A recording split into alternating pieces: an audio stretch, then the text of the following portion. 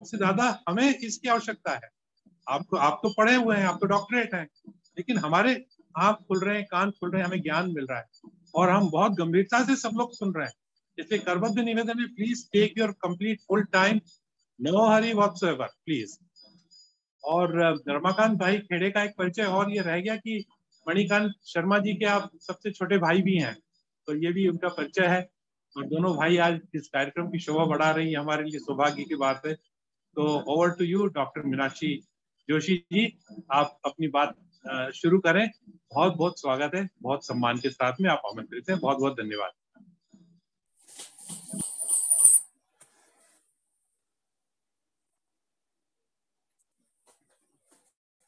वटविट समीपे भूमि भागे निषण्णम् सकलमुनिजनानां ज्ञानदातारमारा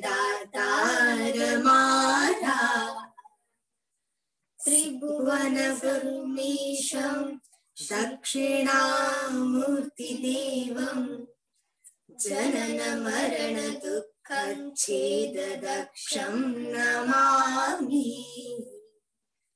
चित्रं वटतरोर्मूले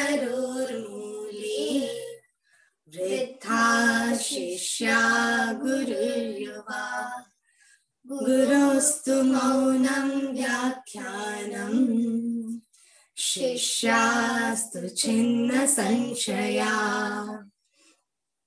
विश्वं दर्पणदृश्यमाननगरी तुल्यं निजान्तर्गतम्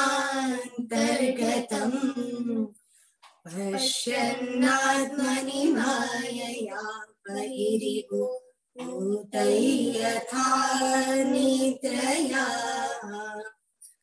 यः साक्षात् कुरुते प्रबोधसमये स्वात्मानमेवाद्वयम् तस्मै श्रीगुरुमूर्तये नमः इदं दक्षिणामूर्तये।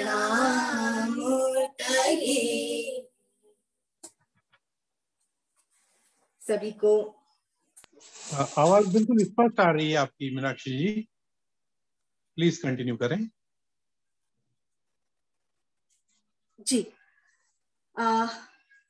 तो सर्वप्रथम जो मुझे कहा गया, जो आदेश दिया गया, दो तरह की वस्तुएं होती हैं।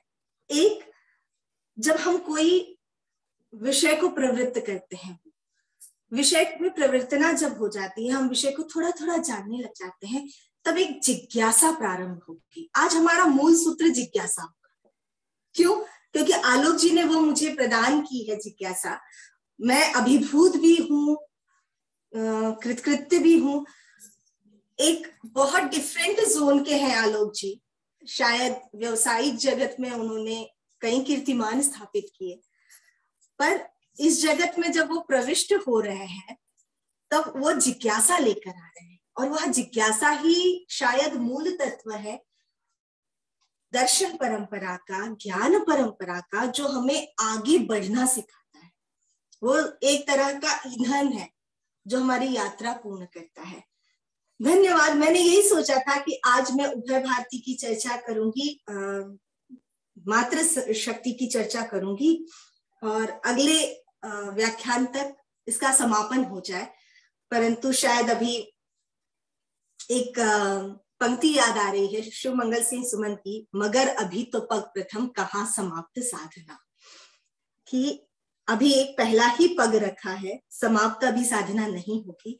जैसा आप लोगों का आदेश है, मैं अनुगायक हूं विद्या परंपरा की। जो कह के गए, शंकर कह के गए, ऋषि वर्ग कह के गए, उपनिषद कह के गए, उन सभी का अनुगायन करते हुए हम लोग आगे बढ़ते हैं।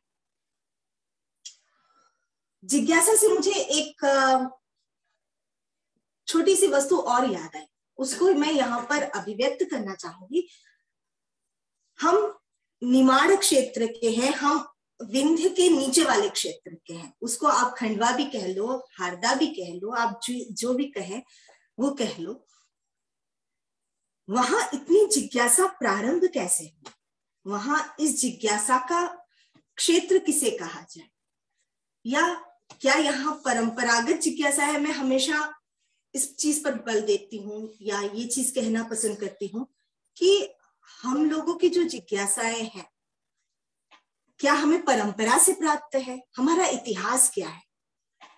शंकर का व्याख्यान करते करते, मंडन हमारे, उनका व्याख्यान करते करते ये जिज्ञासा भी तो उत्पन्न होती है कि हमें आज शास्त्र जानने की जिज्ञासा क्यों है? शायद ही मुझे लगता है कि समाज का प्रत्येक वर्ग, आबाल वृद्ध पुरुष स्त्री जन, आज एक बालक मेरे साथ बैठा है, कई उम्र के कई पड़ाव देखे हुए सारे लोग सामने हैं, स्त्रियां हैं, युवा हैं, सभी लोग हैं, उन सब में जिज्ञासा आई तो ये कहाँ का प्रभाव है, वो किस क्षेत्र का प्रभाव है?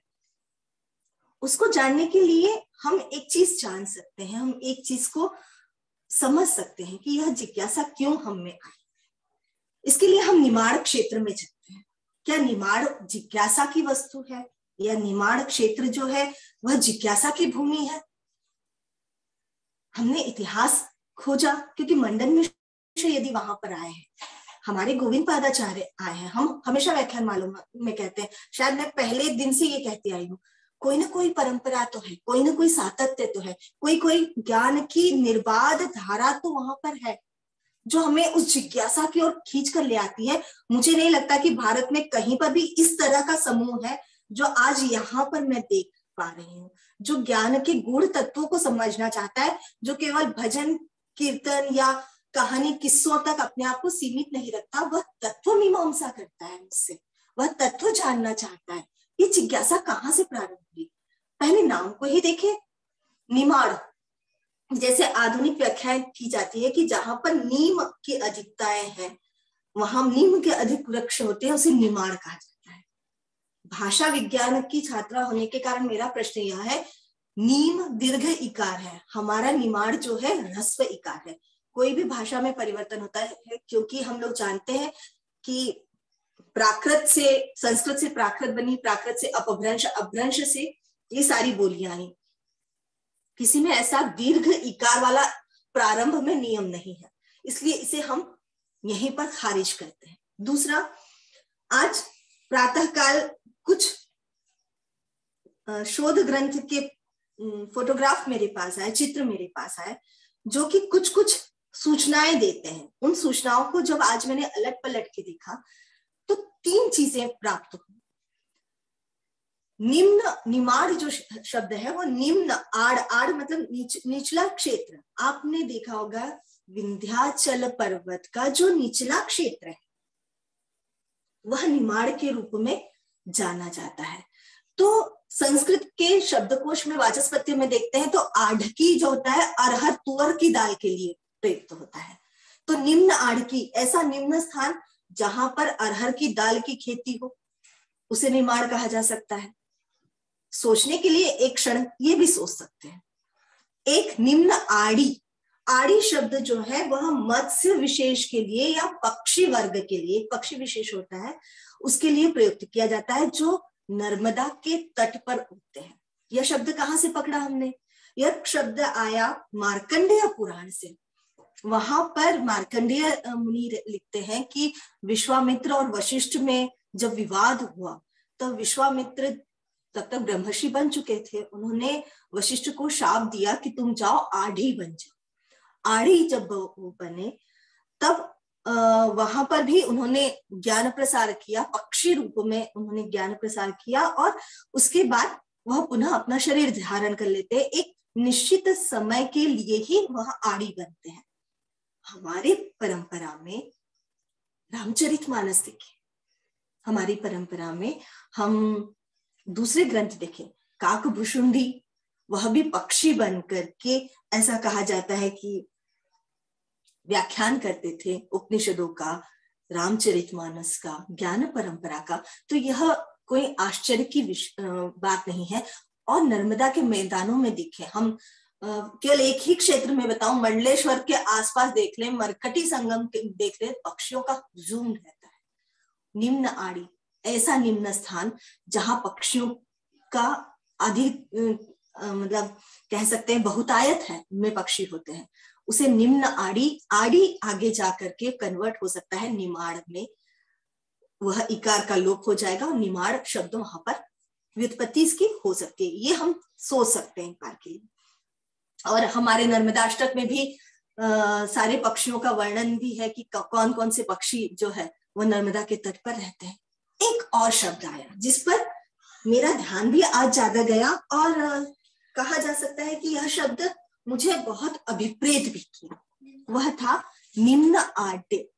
आड्य कहा जाता है संपन्नता को, बहुलता को, इस शब्द के लिए प्रयुक्त होता है। कल ही हमारी सरस्वती जी का पूजन गया, हम लोग कहते हैं जाड्यांधकारापा, जड़ता का जो घनीभूत अंधकार है उससे हमें बचा लो तुम, अज्ञान के अंधकार के समूह से हमें हमारा बचाव करो या उसको नाश कर दो, जिससे हम उससे बाहर निकल पाए।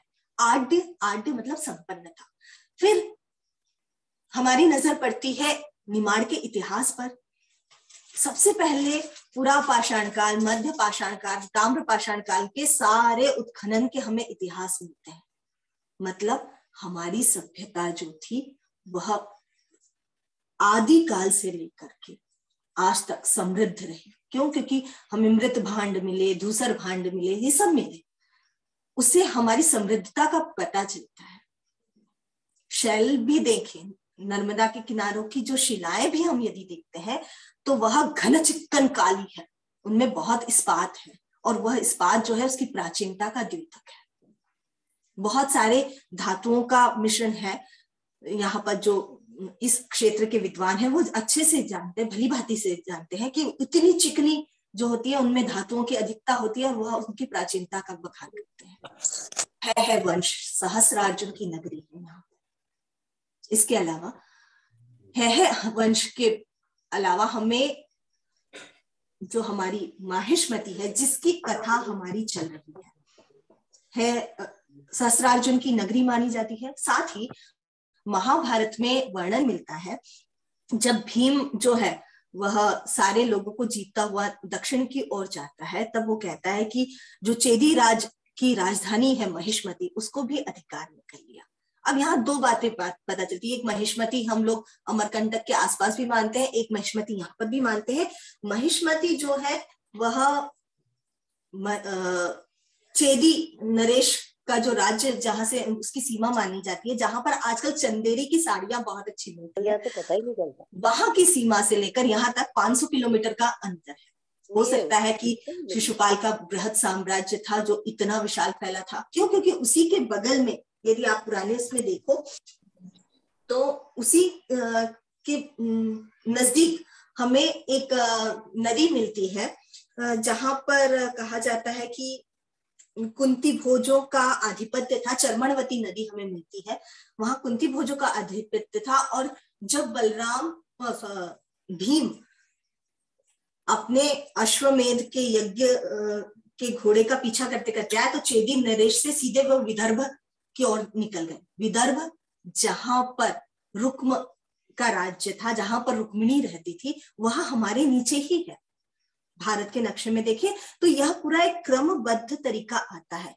चेदी नरेश के बारे में कहा जाता था कि उसका साम्राज्य इतना फला फूला, इतना समृद्ध था, वहां पर कोई झूठ नहीं बोलता था। उसका साम्राज्य बड़ा अच्छा था, समृद्ध लोग थे, उनके ही उसमें शायद हम भी आते हैं। आगे चले तो कसरावत के पास ईट बड़ी करके एक स्थान मिलता है जहां पर उत्खनन में बौद्ध स्तूप भी मिले जो मौर्य काल के थे। बौद्ध स्तूप वहीं पर बनाए जाते हैं जहां पर सभ्यता बहुत विकसित हो, क्योंकि बौद्ध धर्म का जो मुख्य उद्देश्य था वह वणिक संप्रदाय, राजा, इन सभी को आकृष्ट करके फिर उपासना करने का था, जो बुद्ध के बाद प्रारंभ हुआ। बुद्ध तक ये नहीं था। बुद्ध के बाद जब उसको विस्तारवादी दृष्टिकोण दिया गया तो वो विस्तारवादी दृष्टिकोण बिल्कुल साम्राज्य विस्तार की तरह ही गया।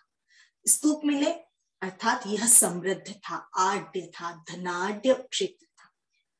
आबिरपल्ली, असीरगढ़ का किला जहां मौखरी वंश माने जाते हैं और अभिरो के बारे में भी माना जाता है।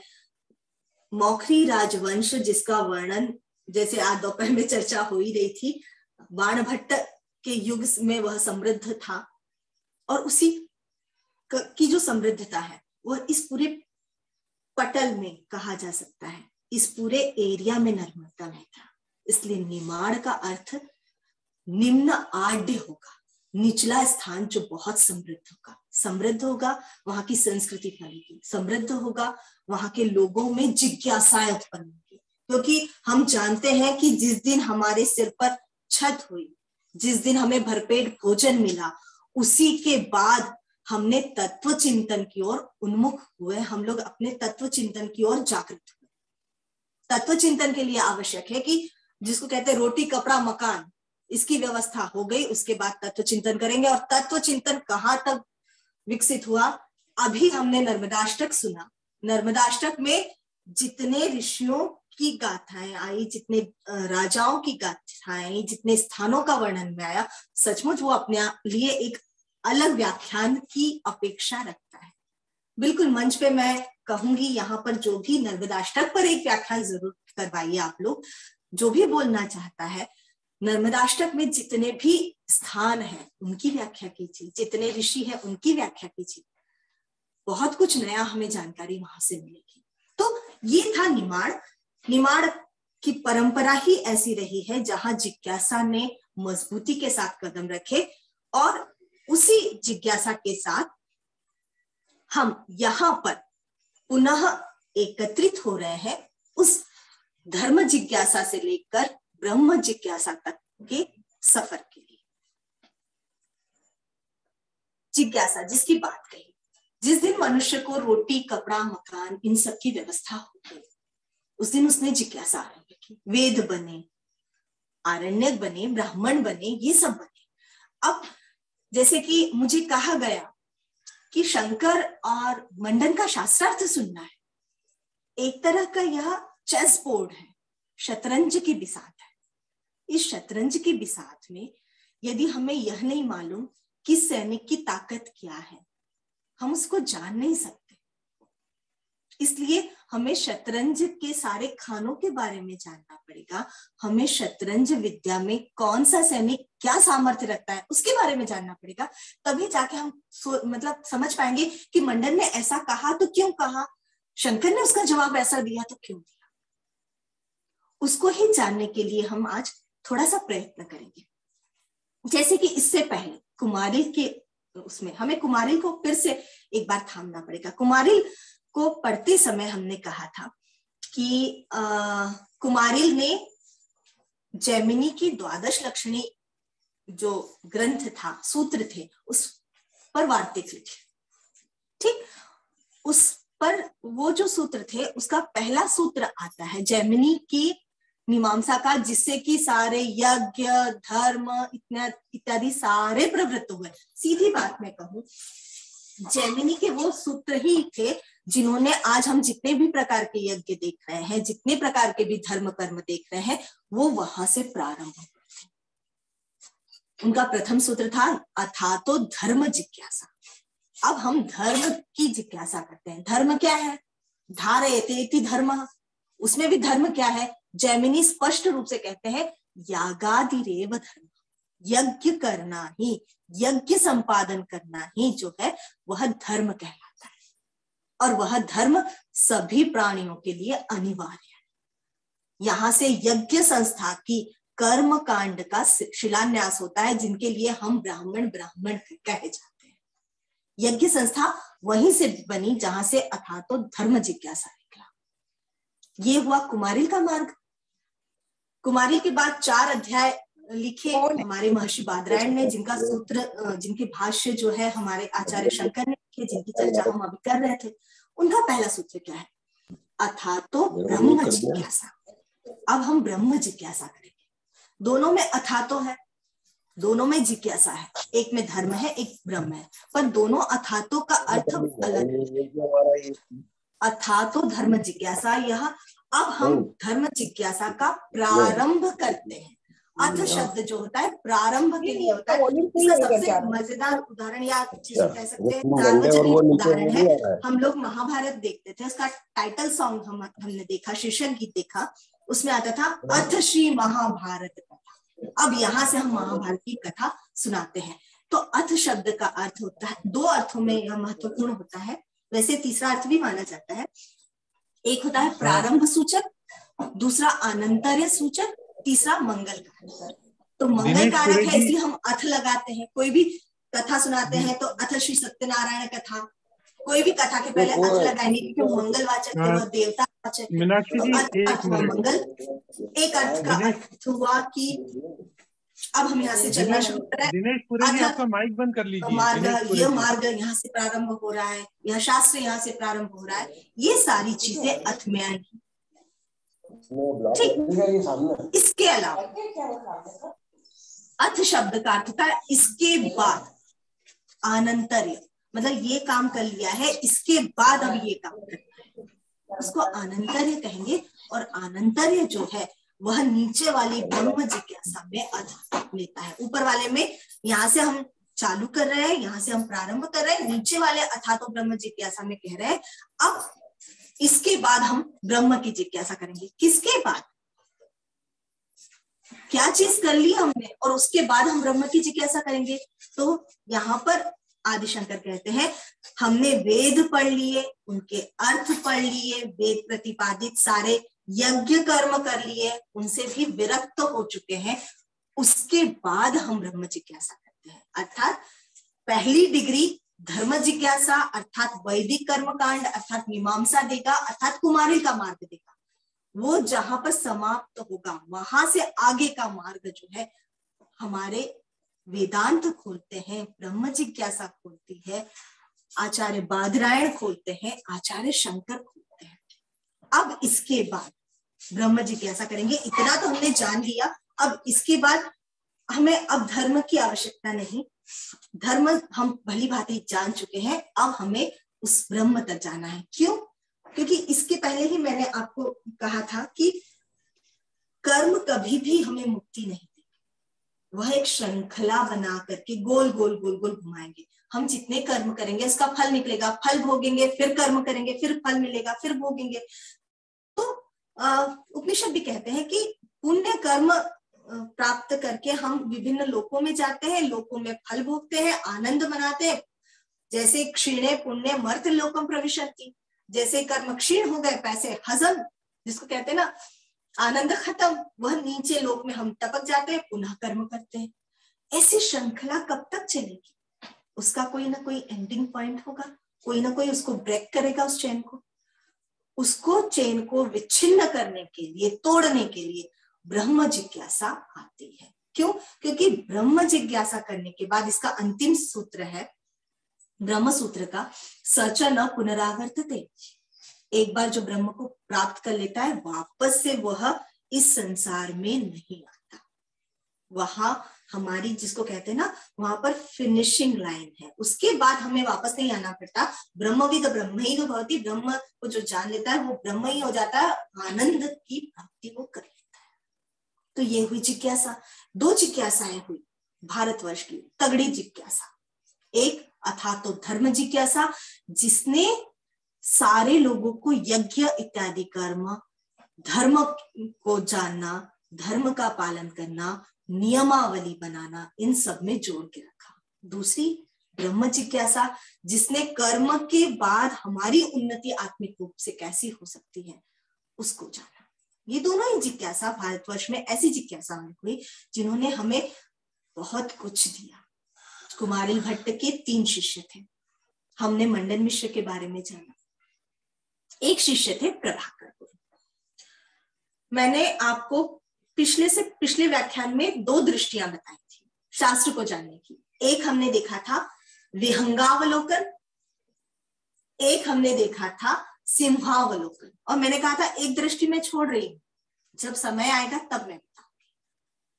तीसरी दृष्टि आज पढ़ेंगे। विहंगावलोकन, बाज पक्षी अपने शिकार के लिए पूरे जंगल में बहुत ऊंची उड़ान लगाता है, पूरे जंगल को देखता है, जहां उसका खाद्य पदार्थ या शिकार मिलता है वो झपट पड़ता है, उससे पूरे जंगल का ज्ञान होता है, वह होती है विहंगावलोकन। तो हमने शंकर के जीवन का विहंगावलोकन भी किया, शंकर के कार्य का विहंगावलोकन भी किया।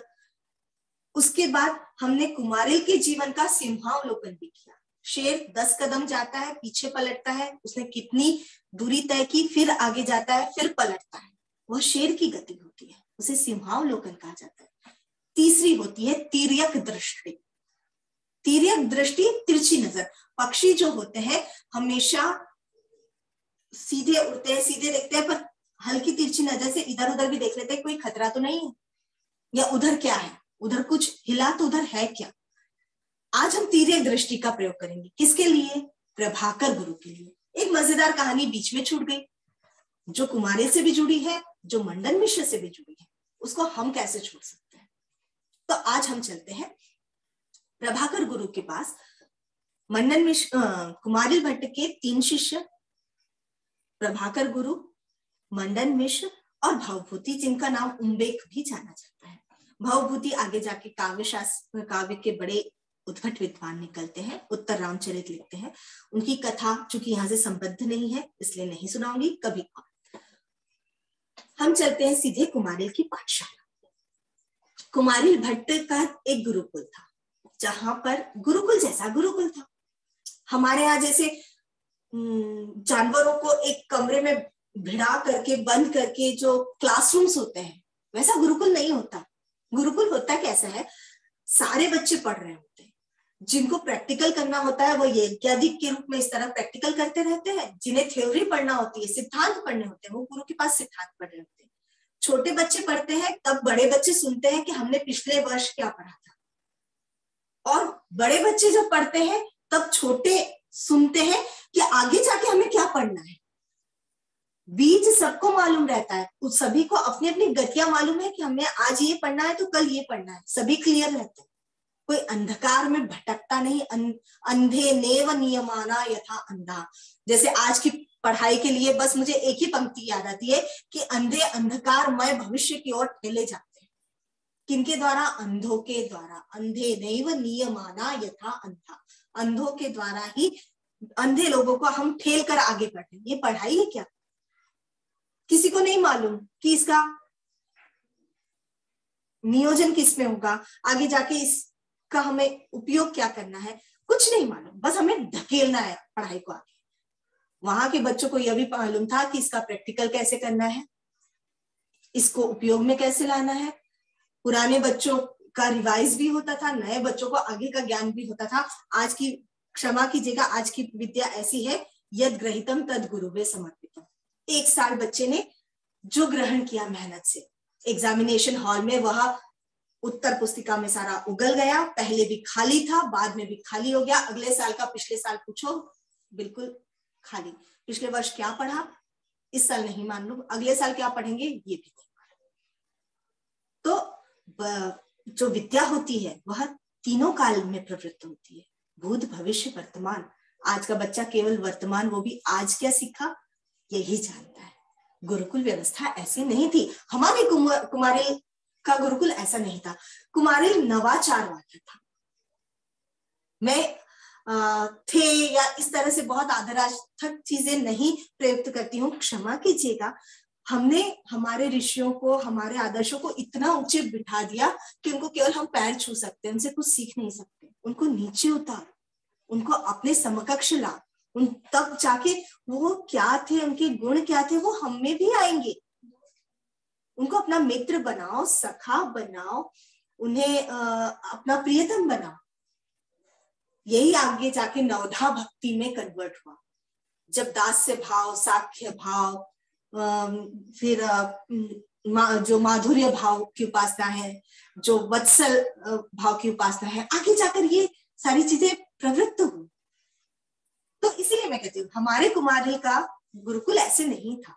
वो सभी विद्याएं सभी लोग सीखते थे। उसी में एक बच्चा था जिसका नाम था प्रभाकर। प्रभाकर जो था बड़ा ही बुद्धिमान था, बड़ा ही तेजस्वी था। कुमारिल को पता था कि वह बुद्धिमान है, परंतु कभी भी उस पर इतना उन्होंने विशेष ध्यान नहीं दिया। हाँ ठीक है, सारे बच्चों के साथ पढ़ रहा है, अपनी कक्षा के समय सबसे अधिक उत्तर वही प्रदान करता है, मेमोरी बड़ी अच्छी है, स्मृति बड़ी अच्छी है, गुरुवार जाते हैं, इतने पर तो मुग्ध हो जाते हैं। बस शिष्य के लिए ज्यादा चीजें अनिवार्य नहीं कि उसमें कोई एक्स फैक्टर होना चाहिए। एक्स फैक्टर तब का यही था, वह स्मृतिवान हो, वह विनम्र हो, है ना, जो कहे उसका अनुमोदन करे। यही केवल गुण विद्यार्थी में माने जाते थे। ये सारे गुण प्रभाकर में थे। एक दिन कक्षा चल रही थी। कक्षा जब चल रही थी तब एक जगह पंक्ति फंस गई। पंक्ति फंस गई। कुमारिल पढ़ाते पढ़ाते बड़े बच्चों को पढ़ा रहे थे। बड़े बच्चों का पाठ चल रहा था। प्रभाकर और उनकी टीम पीछे बैठी हुई थी। कुमारिल ने कहा अत्रापि नोक्तम तत्रापि नोक्तम इति पुनरुक्तम। पुनरुक्ति अलंकार आप में से जिनका भी हिंदी साहित्य से एमए किया हुआ हो या बीए किया हो या संस्कृत साहित्य से किया हो तो आप लोग जानते हो एक अलंकार आता है पुनरुक्ति, जिसमें एक ही शब्द को दो या दो से अधिक बार प्रयुक्त किया जाए और जितनी बार भी प्रयुक्त किया जाए अर्थ समान हो, वो पुनरुक्ति अलंकार कहलाता है। जैसे अलग अलग शब्दों का भी अर्थ यदि प्रयोग किया जाए और वह एक ही अर्थ दे उसे पुनरुक्ति कहा जाता है। जैसे मैंने कहा नहीं, मैंने मना कर दिया, तो नहीं का अर्थ भी मना होता है, मना का अर्थ भी मना होता है, पर दो बार मैंने बोला, ये पुनरुक्ति हुई। तो यहाँ पर पुनरुक्ति अलंकार का ये लक्षण बेचारे पढ़ा रहे थे हमारे कुमारिल। पंक्ति फंस गई, 2-3 बार बोले और चले गए। प्रभाकर थे तेज तर्राट, उनको लगा कि गुरुजी कहीं अटक गए हैं, परंतु धृष्ट नहीं थे, विनम्र थे। कक्षा में वो जोर से बोले नहीं, आप रहने दो मेरे को आता है, जैसे आजकल के बच्चे करते हैं कि हमको आता है। ऐसे उन्होंने नहीं किया। उन्होंने चुपचाप रहे। जैसे ही मध्याह्न में भोजनावकाश हुआ, गुरुजी चले गए, तब उन्होंने पांडुलिपि उठाई, पत्रक उठाया, वहां पर देखा, पंक्ति देखी तो वो हंस दिए, क्योंकि उनको समझ में आ गया कि जिसने भी इसकी प्रतिलिपि बनाई, इसको नोट डाउन किया, वहां पर गलत जगह संधि कर दी। बात क्या थी? अत्र तुना उक्तम तत्र अपि न उक्तम इति पुनरुक्तम। यहाँ पर से जो तू शब्द से बात कही गई, आगे जाकर के वो बात जो है वह अपि शब्द से कही गई। तू और अपि दोनों ही समानार्थी है, एक ही जैसे शब्द है, तो यहाँ पर पुनरुक्ति अलंकार है। उन्होंने वहां पर अत्र तु नोक्तम तत्रापि नोक्तम इति पुनरुक्तम इस तरह से पाठ को सही करके रख दिया, और पाठ को जैसे ही सही करके रख दिया और चुपचाप बैठ गए। जैसे ही कुमार आए, उनको समझ में आ गया कि यहाँ इस पाठ को किसी ने ठीक कर दिया है। प्रसन्न हुए। उन्होंने बाकी से पूछा कि कौन आया था मेरे आसन के पास, तो सबने कहा प्रभाकर आए थे। उस दिन कुमारिल ने उनको बुलाकर उन्हें एक उपाधि प्रदान की। उन्होंने उन्हें प्रभाकर से प्रभाकर गुरु की उपाधि दी। क्यों? जो गुरु को भी सिखा दे वो वास्तव में गुरु है। तो अपने शिष्य को गुरु की उपाधि दी, और उसके बाद उनकी सारी चीजों को वह बड़े गंभीरता से सुनते थे, मानते भी थे और दखल भी रहता था। पर एक चीज बड़ी गड़बड़ थी। कुमारिल कहते थे कि इधर चलना है, प्रभाकर कहते मैं उधर जाऊंगा।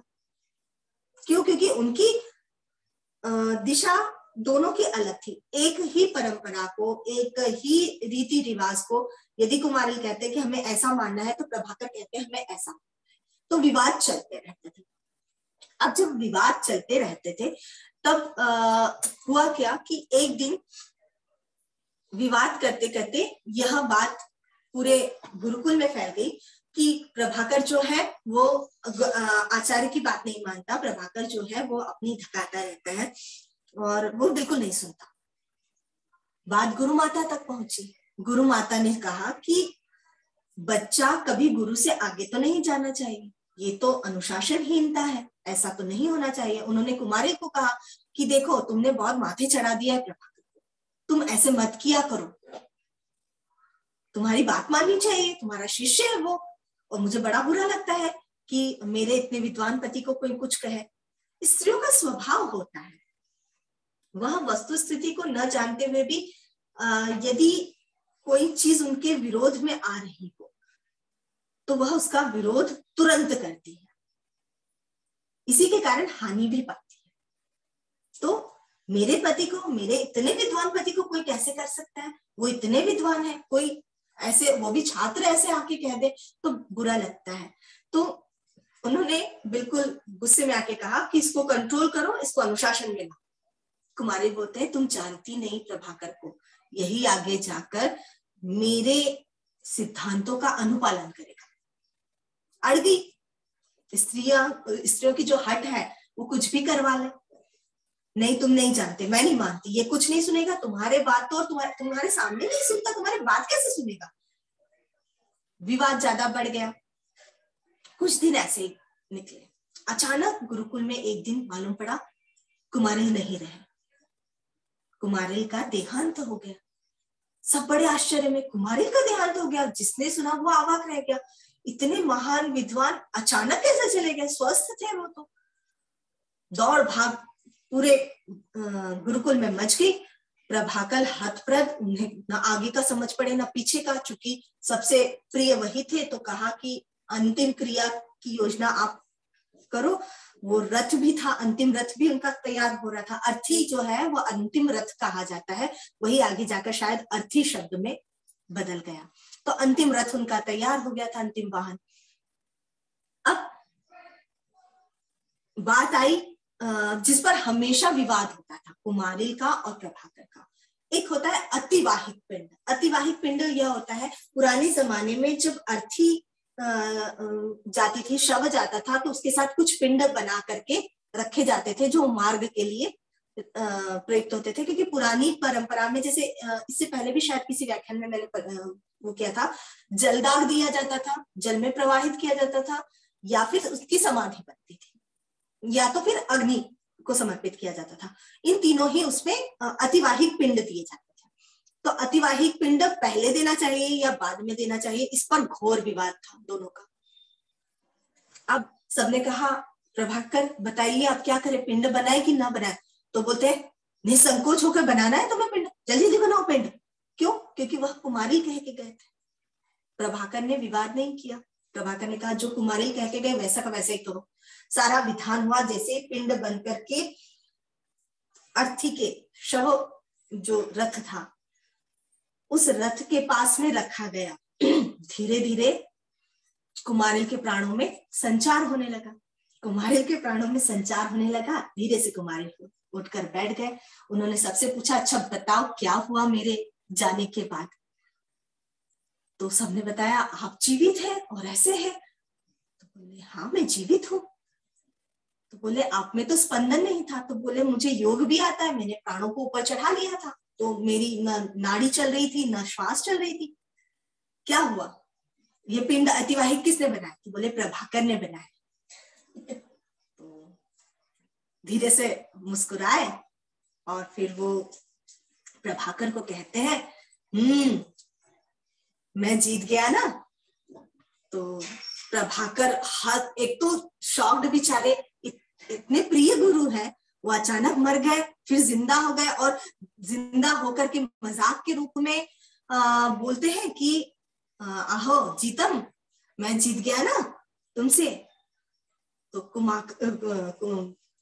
प्रभाकर के हाथ में पिंड थे, पिंडों को पटका नीचे और उसने कहा मृत्वा जीतम, तुमको मेरे को जीतने के लिए एक बार मरना पड़ा, दूसरा जन्म लेना पड़ा, तब जाके जीते। इस जन्म में तो मुझसे नहीं जीते, बाद वाले जन्म में तो मुझसे जीत गए। तो तुम जीते भी तो कैसे जीते? मरकर ही जीते ना, जीते जी तो नहीं जीते। ऐसे करके मृत्वा जीतम करके प्रभाकर चले गए। परंतु आगे जाकर भी कुमारिल और प्रभाकर की जो जोड़ी है वो बड़ी खास रही। मीमांसा के सारे शास्त्र को, साहित्य को बनाने में यह जोड़ी अद्वितीय जोड़ी कही गई। यह जोड़ी इसलिए भी प्रख्यात थी कि यहाँ पर न गुरु को अपने शिष्य के से कोई क्या कहा जा सकता है कि शिकायत थी, और न परस्पर कोई प्रतिस्पर्धा थी कि वो आगे कैसे जाए, वो आगे कैसे जाए। जैसे ही कुमारिल कहते हैं जीतम अस्मा भी, मैं जीत गया ना, प्रभाकर तुरंत कहते हैं मृत्वा जीतम, मर गए उसके बाद जीते, जीते जी तो मुझसे नहीं जीते। ऐसे कह के उनकी परंपरा हमेशा इस तरह से आगे चलती रही। तो यह प्रभाकर और कुमारिल के किस्से पूरे हमारे भारतीय शास्त्र में बड़े ही प्रसिद्ध हुए। जैसे कि मैंने पिछली बार बताया था, कुमारिल ने तंत्र वार्तिक लिखे और श्लोक वार्तिक लिखे। तंत्र वार्तिक और श्लोक वार्तिक में चूंकि हमें कुमारिल को समझना आवश्यक है, पूरा मंडन मिश्र का शास्त्रार्थ और आचार्य शंकर का शास्त्रार्थ कुमारिल अर्थात भाट्ट मीमांसा पर आधारित है। तो उसको जानना हमें बहुत जरूरी है। कुमारी ने श्लोक वार्तिक में लिखते हुए कहा, शास्त्र होते क्या है, शास्त्र क्या काम करते हैं। तो शास्त्र काम क्या करते हैं इसके बारे में बताते हुए कहा, प्रवृत्तिर्वा निवृत्तिर्वा नित्येन कृतकेन वा शासनात् संशनात् चैव शास्त्रम नित्य विधीयते।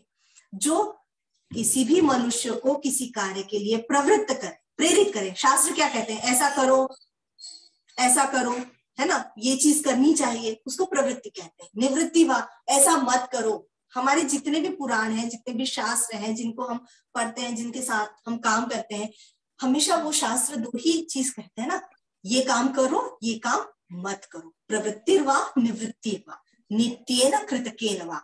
नित्य कर्म क्या होता है, आपको नित्य अपने कर्मों में किन किन चीजों को शामिल काम करना है, किन चीजों के द्वारा काम करना है, इन सभी को जो है शासनात् संशनात् चैव, जो शासन करके अधिकार पूर्वक, अधिकार की वाणी में बोल के, या संशनात् चैव, या उनको मूर्त रूप प्रदान करके, क्रमबद्ध करके जो प्रस्तावित करते हैं, उन्हें शास्त्र कहा जाता है। शास्त्र इसलिए अनिवार्य है, क्यों? क्योंकि ये शास्त्र ही है जो हमारे जीवन को बांध करके हमें लक्ष्य के प्रति प्रवृत्त करते हैं। यदि शास्त्र न होते तो हम कभी भी लक्ष्य के प्रति प्रवृत्त नहीं होते। तो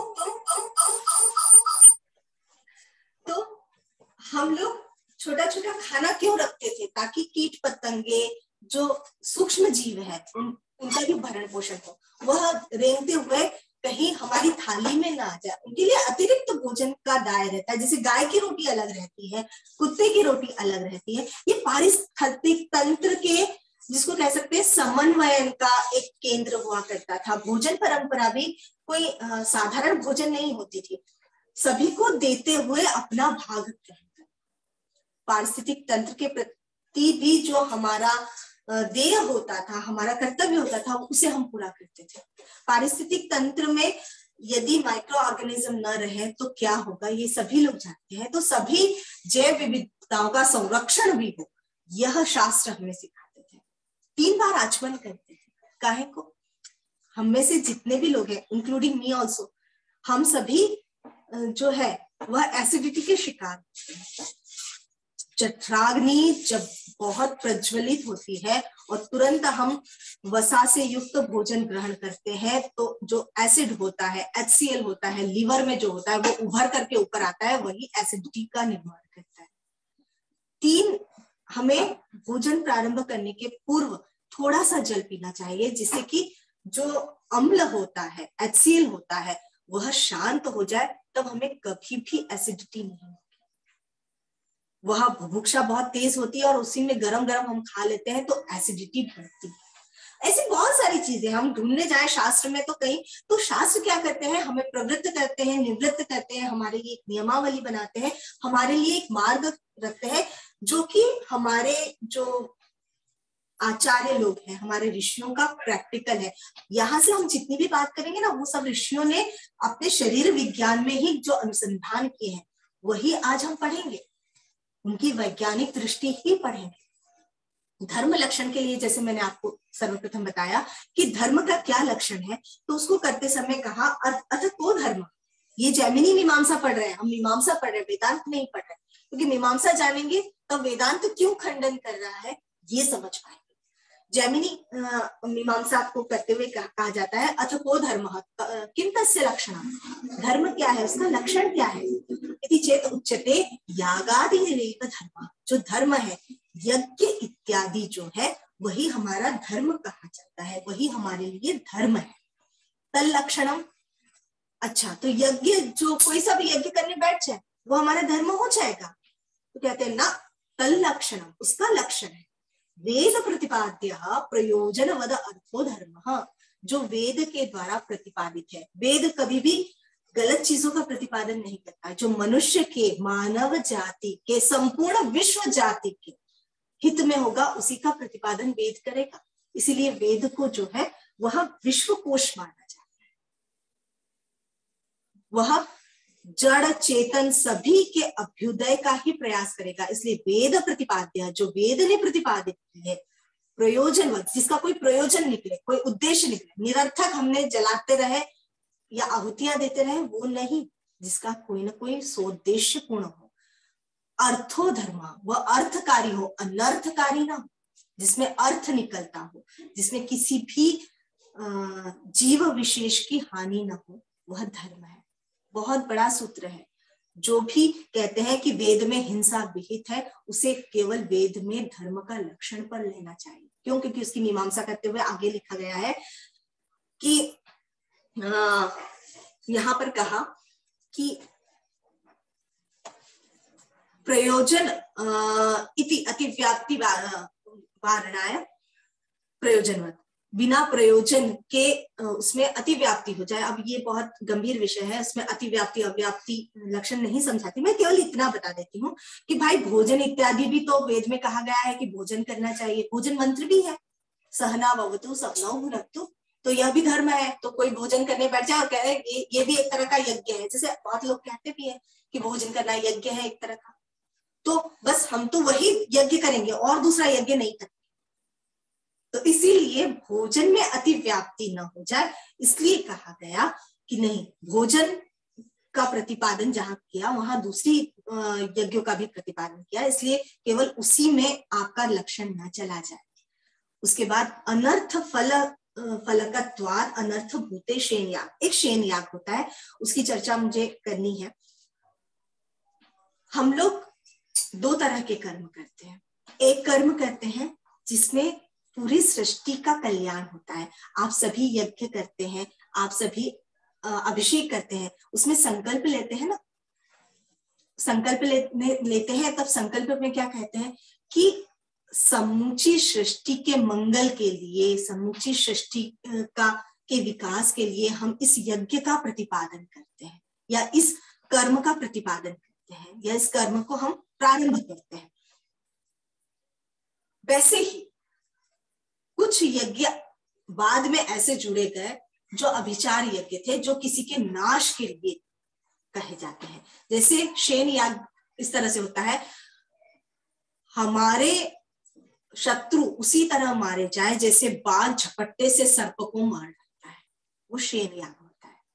यह अनर्थकारी है, वो शत्रु नाशन के लिए है, शत्रुओं का नाश करने के लिए, अभिचार के लिए होता है। शेन याग जो है उसका वर्णन वेद जरूर करता है, परंतु वो कहता है इसका आयोजन नहीं करना चाहिए। क्यों? प्रवृत्तिर्वा निवृत्तिर्वा, शासन करता है, ये भी कार्य है वो भी कार्य है, दोनों को बताते हैं, हाँ का भी बताते हैं, नहीं का भी बताते हैं, पर ये करना चाहिए वो नहीं करना चाहिए। शेन याग की मनाही की गई है, इसीलिए उसे अनर्थभूत कहा गया है, क्योंकि उससे केवल मनुष्य जाति का नुकसान होता है, उससे कोई फायदा तो होने वाला है नहीं, इसीलिए उसकी मनाही की जाती है। वेद है क्या? वेदों का स्वरूप समझना है तो वेद क्या क्या कहते हैं। तो वेद को मीमांसा के ग्रंथों में 5 भागों में बांटते हैं, विधि, मंत्र, नामधेय, निषेध, अर्थ। बड़ा आसान है वेदों को समझना। यदि आज के बाद यदि आपसे कोई पूछे कि वेदों में है क्या, आप बता पाएंगे? उसमें विधि है। विधि अर्थात यज्ञ का स्वरूप, यज्ञ कितने प्रकार के होते हैं, यज्ञ क्या, यज्ञ करने से क्या प्राप्त होता है, किस यज्ञ के अनुष्ठान से क्या होगा, किस मंत्र के उससे क्या होगा, ये विधि है, उसे विधि भाग कहा जाता है। जैसे अग्निहोत्रम जुहुयात, अग्निहोत्र का यजन करना चाहिए, ये विधि भाग है। अब यज्ञ है तो उसमें प्रयुक्त मंत्र भी होंगे अलग अलग देवताओं के, जैसे अग्नये स्वाहा, रुद्राय स्वाहा, है ना, इंद्राय वषट, ये सारे मंत्र हैं। तो दूसरा जो वेद का प्रमुख भाग है वह हुआ मंत्र भाग। तीसरा भाग हुआ नामधेय। किसी का भी नामकरण किया जाता है, चाहे वो देवता हो, यज्ञ हो, उनका जिस भाग में नामकरण किया जाता है, वेद के उस भाग को नामधेय कहा जाता है। चौथा निषेध, ये नहीं करना चाहिए, वो नहीं करना चाहिए, ऐसा नहीं करना चाहिए, वैसा नहीं करना चाहिए, ये सब निषेध में है। ठीक, जैसे कहा जाता है कि रात्रि में यज्ञ नहीं करना चाहिए, निषेध में है। कलंजम न भक्षेत, कलंज कहा जाता है विषाक्त बाण से यदि किसी पक्षी को मारा गया हो तो उसका मांस नहीं खाना चाहिए, यह निषेध कहता है। इसी निषेध में रामायण का एक श्लोक याद आता है जो वशिष्ठ उसमें लिखा है, पंच पंच नखा भक्षा ब्रह्म क्षत्रिय राघव। हे राघव, 5 नाखूनों वाले 5 ही प्राणियों को खाना चाहिए, इसके अलावा नहीं खाना चाहिए। किनको? क्षत्रियों को। ब्रह्म क्षत्रिय राघव, इनको केवल इतने ही लोगों को खाना चाहिए, नहीं तो पूरी सृष्टि को खाने मत लग जाना। जो मिले वो खा गए, यदि जो मिले वो खा गए, यदि ऐसा रखे ना तो बिल्कुल वो सुंदरकांड की लाइन आ जाएगी, खल अजन खर निशाचर भक्षहि, हर जो सामने दिखा वो खा लिया। तो 5 वहां पर यदि मांसाहारी भी है, कुछ क्षेत्र ऐसे थे जहां अन्न उत्पादित नहीं होता था, जैसे आज भी सऊदी अरब वाले कंट्रीज जो है वहां अन्न उत्पादित नहीं हो सकता है, वहां मांस भक्षण कंपल्सरी है, क्योंकि अन्न है ही नहीं तो क्या खाएंगे। तो ऐसे क्षेत्रों के लिए जहां अन्न नहीं हो सकता वहां मांस भक्षण का विधान किया है, सर्वत्र नहीं। अहिंसा का विधान हमारे वेद में ही कहा है कि अहिंसा नहीं, अहिंसा जो है हिंसा नहीं करनी चाहिए, अहिंसा युक्त रहना चाहिए, है ना। किसी भी प्राणी की हिंसा नहीं हो, यह भी वेद में कहा है। कब कहा है? जब आपके सामने ऑप्शंस, आपके सामने हरी सब्जियां है, अन्न है, सभी कुछ है, आप पशु को क्यों मारते हैं? इसलिए वेद को पढ़ना चाहिए। जो वेद को बिना पढ़े कहते हैं नहीं वेद में तो हिंसा है, वेद में तो मांस भक्षण है, उनको एक एक कॉपी आप लोग खरीद कर दे के आओ, बेटा पढ़ लो पहले फिर बोलना कुछ, है ना।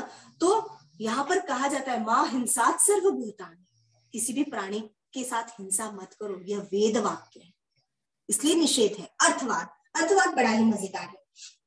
वेद कभी कभी घुमा कर कहता है, वह वैसे ही घुमा कर कहता है जैसे हमने अभी पिछली बार पढ़ा था कि हमारी निमाड़ की औरतें सीधी नहीं बोलती है, जलेबी तरह घुमा घुमा के बात को बोलती है। समझना थोड़ा कठिन होता है, पर जब भी अर्थ समझ में आता है बड़ा मजा भी आता है।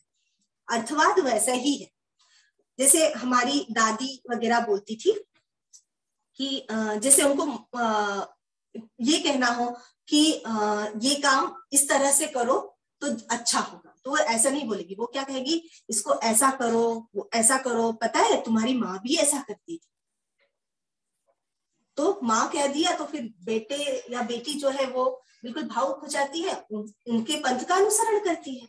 अर्थवाद वैसा ही, अर्थवाद सीधे सीधे नहीं कहता कि इस देवता की पूजा करो, इस देवता की पूजा करो या इस देवता की पूजा करो, वो सीधे कह देता है वायुर्वै क्षेपिष्ठा देवता, वायु जो है बड़े शीघ्रगामी देवता है, बड़े दौड़ भाग करने वाले देवता है।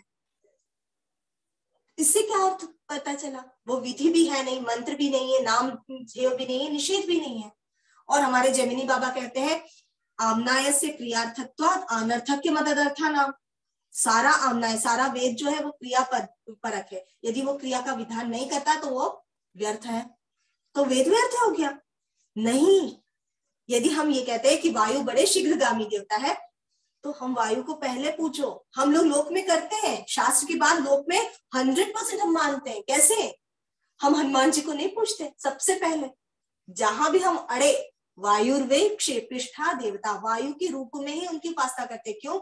हनुमान जी बड़े जल्दी टूटते हैं, जितनी जल्दी गति करते हैं उतनी ही जल्दी फल भी प्रदान करते हैं।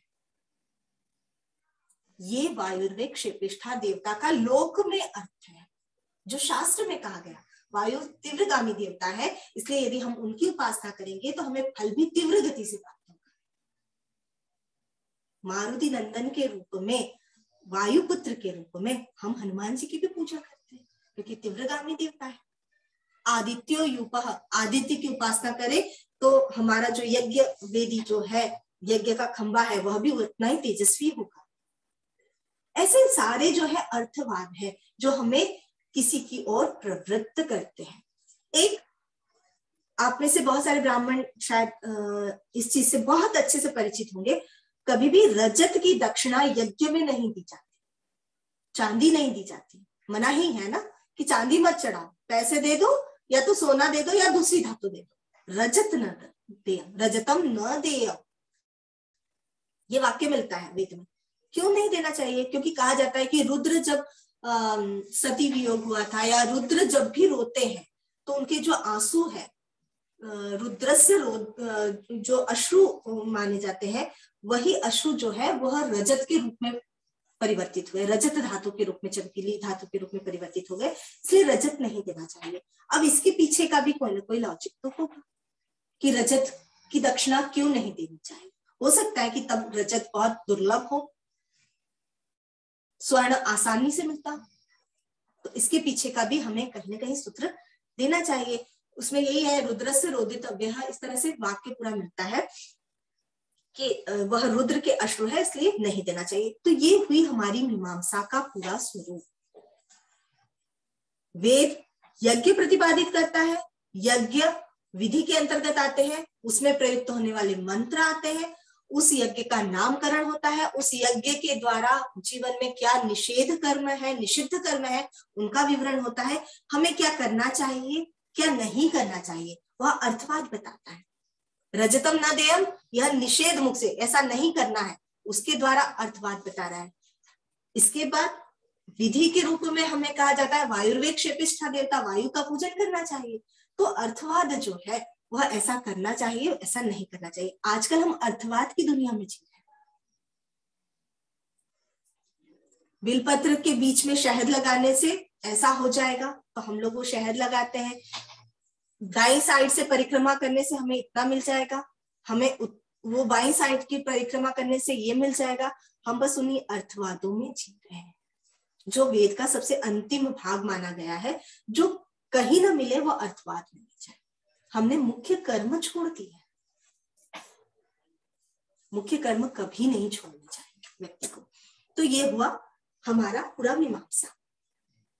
अथा तो धर्म जिज्ञासा, इन्हीं से युक्त जो जिज्ञासा होती है वो धर्म जिज्ञासा होती है। वही कुमारी का मार्ग था, वही मंडन का मार्ग था। यज्ञ से सभी प्राप्त करो, अग्निहोत्र करोगे स्वर्ग प्राप्ति होगी, वाजसने याग करोगे अन्न की प्राप्ति होगी, ज्योतिषोम करोगे तो भी स्वर्ग में अधिपत्य की प्राप्ति होगी। उसके बाद एक राजसूय याग जो होता है, उससे आपको सारे संसार में साम्राज्य की प्राप्ति होगी। तो ये सारे अलग अलग याग है, अलग अलग उनका विधान है, उन विधानों में मंत्र है, उनके फल है। यही अथातो धर्म जिज्ञासा है। अब चलते हैं ब्रह्म जिज्ञासा।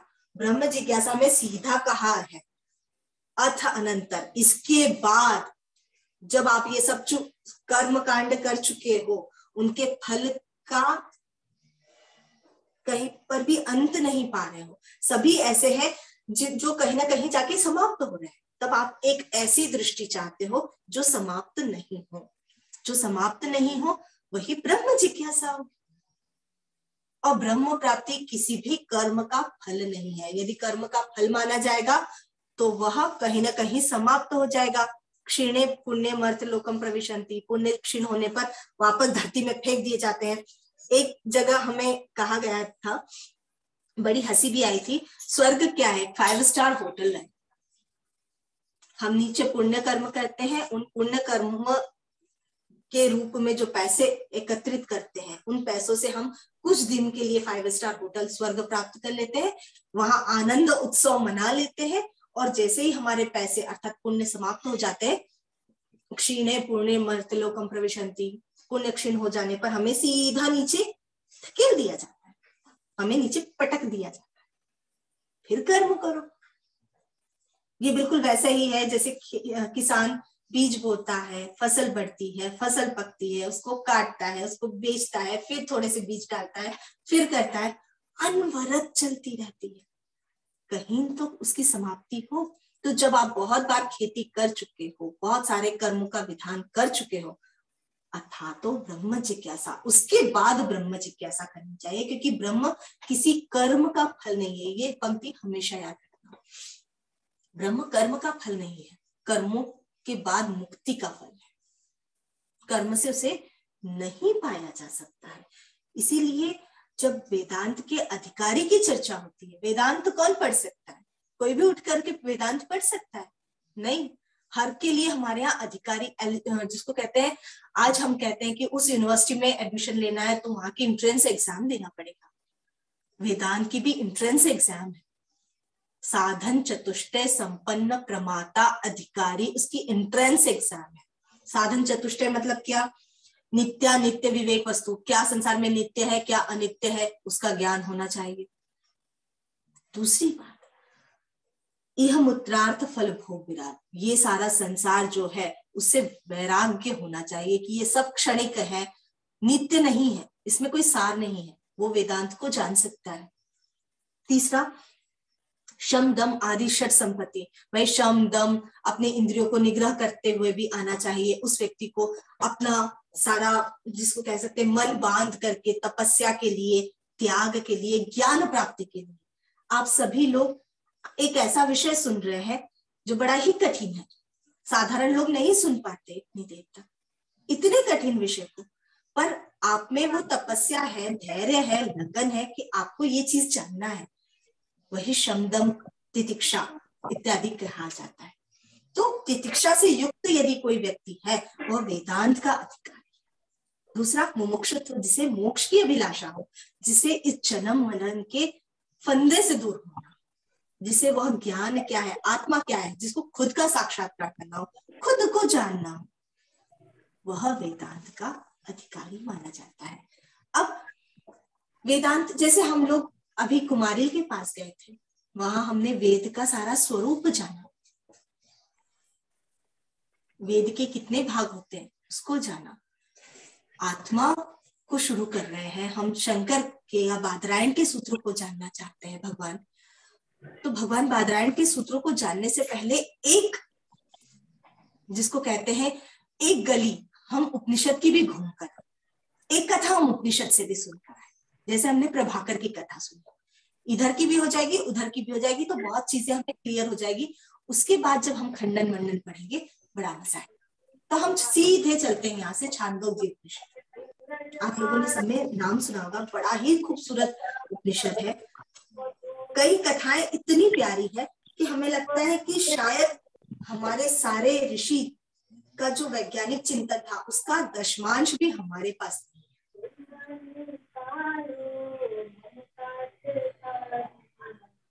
हम चलते हैं छांदोग्य उपनिषद के 6ठे अध्याय के पहले प्रपाठ पर। कथा बड़ी मजेदार। एक गुरु थे अरुण, उनके पुत्र हुए आरुणि, है ना। आरुणि के पुत्र हुए श्वेतकेतु। जैसे हमारे समाज में, हमारे परिवार में पिता को के पास समय नहीं होता अपने पुत्र को शिक्षित करने के लिए, दादा के पास समय होता है अपने पोते को सिखाने के लिए। ऐसे ही दादा और पोते की कहानी है। श्वेतकेतु जो है वह उद्दालक धौम्य के पुत्र थे। उद्दालक जो थे वह अरुण के पुत्र थे। अरुण जो है वह श्वेतकेतु को बुलाते हैं और कहते हैं कि इधर आ,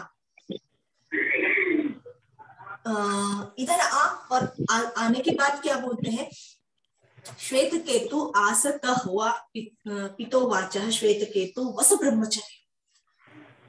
श्वेतकेतु जो थे वो आरुणेय के पुत्र थे। आरुणेय मतलब आरुणेय थे। आरुणि हुआ हमारा उद्दालक और उसका पुत्र हुआ श्वेतकेतु। तो दादा और पोते का संबंध यहाँ पर बताया गया है। वह अपने उनके पास जाता है और कहता है कि बोलिए क्या आज्ञा है। वो कहते हैं कि वस ब्रह्मचर्य, जाओ तुम ब्रह्मचर्य का वास करो, ब्रह्मचर्य को अपना लो। क्यों? क्योंकि न वै सौम्याद अस्मत् कुलीनो नुच्च ब्रह्म बंधुरिव भवति थे। हमारे जो परिवार है उसमें कोई भी ब्रह्मचर्य का जब तक पालन नहीं करे, अर्थात गुरुकुल में जाकर वास नहीं करे, तब तक कोई ब्रह्म बंधु नहीं होता। तो जाओ और ब्रह्मचर्य का वास करके पुनः लौट कर वह बेचारा जाता है। 12 वर्ष तक से लेकर, मतलब उस समय 12 साल का था, 12 साल से लेकर 24 साल तक वह सारे वेदों को सीख करके आता है। सह 12 वर्षोपेत 4 वर्ष सर्वान वेदान अधीत्य महामना अनुचान मानी स्तब्धा एवं आह। जी मीनाक्षी जी प्लीज कंटिन्यू।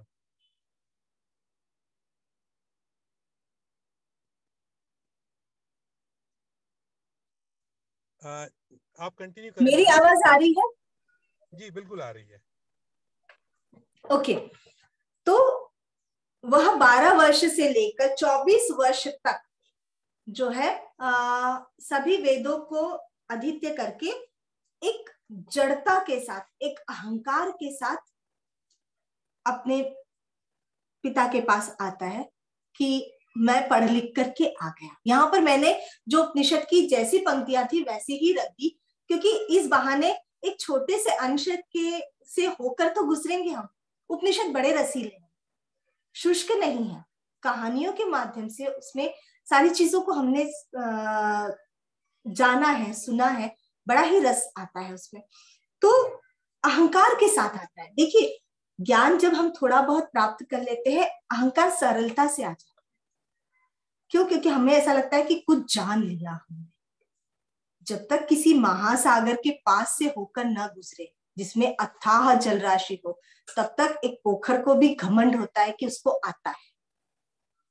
हमेशा ज्ञान प्राप्ति करो तो अपने से ज्यादा ज्ञानवान के साथ रहना चाहिए, जिससे आपको आपके स्थान का हमेशा मालूम पड़ता है। आप कहाँ पर अपने आप को पाते हैं अवश्य मालूम पड़ता रहे। पर आजकल एक चिंतन धारा हम लोग देखते हैं पूरे समाज में, पूरे राष्ट्र में, शिक्षा जगत में भी। हम सोचते हैं कि हमसे ज्यादा कोई ज्ञानी ना हो, हमसे ज्यादा जानने वाला ना हो। हमारा अहंकार आ जाता है वहां पर, हम किसी से दबना नहीं चाहते। पर सीधी बात यह है, अहंकार जो है हमें नष्ट करवा देता है, और विनम्रता जो है वो दिनों दिन हमें ऊपर की ओर लेकर जाती है। यदि हम अपने से ज्यादा जानकार के साथ रहेंगे, हमें भी उतना ज्ञान आएगा, फिर हम उससे भी ज्यादा जानकार के साथ रहेंगे, हमें उतना भी ज्ञान आ जाएगा। ये बिल्कुल सोपान क्रम है, सीढ़ियों को चढ़ने जैसी व्यवस्था है। हमें हमेशा अपने से बड़े के साथ जरूर रहना चाहिए, जिसमें ज्यादा ज्ञान हो। वहां अहंकार नहीं लाना चाहिए। यदि आप में ज्ञान का अहंकार है तो सो सॉरी, आपके पास वह ज्ञान ही नहीं। ज्ञान कभी अहंकार नहीं उत्पन्न करवाता, जड़ता उत्पन्न नहीं करवाता, वह उच्छृंखलित नहीं होता, वह घमंडी नहीं होता। ज्ञान जो है कभी किसी को झुकाता नहीं, कभी व्यंग्य नहीं करता। ये सब अज्ञानता की निशानी है। ज्ञान बहुत पोलाइट रहता है, बहुत विनम्र रहता है। ज्ञान नदी के किनारे उगने वाली उस घास के समान आती है, जो प्रवाह में कैसे भी झुक जाता है। तब यही ना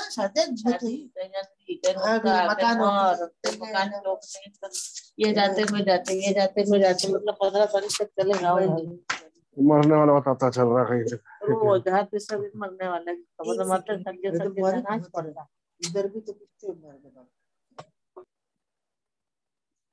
ओके, तो ज्ञान जो है वह उस कहा जा सकता है घास के समान होता है, जो आसपास जो नदी का प्रवाह आता है उसके साथ वो बह भी जाता है, वापस खड़े भी हो जाता है, वापस झुक भी जाता है।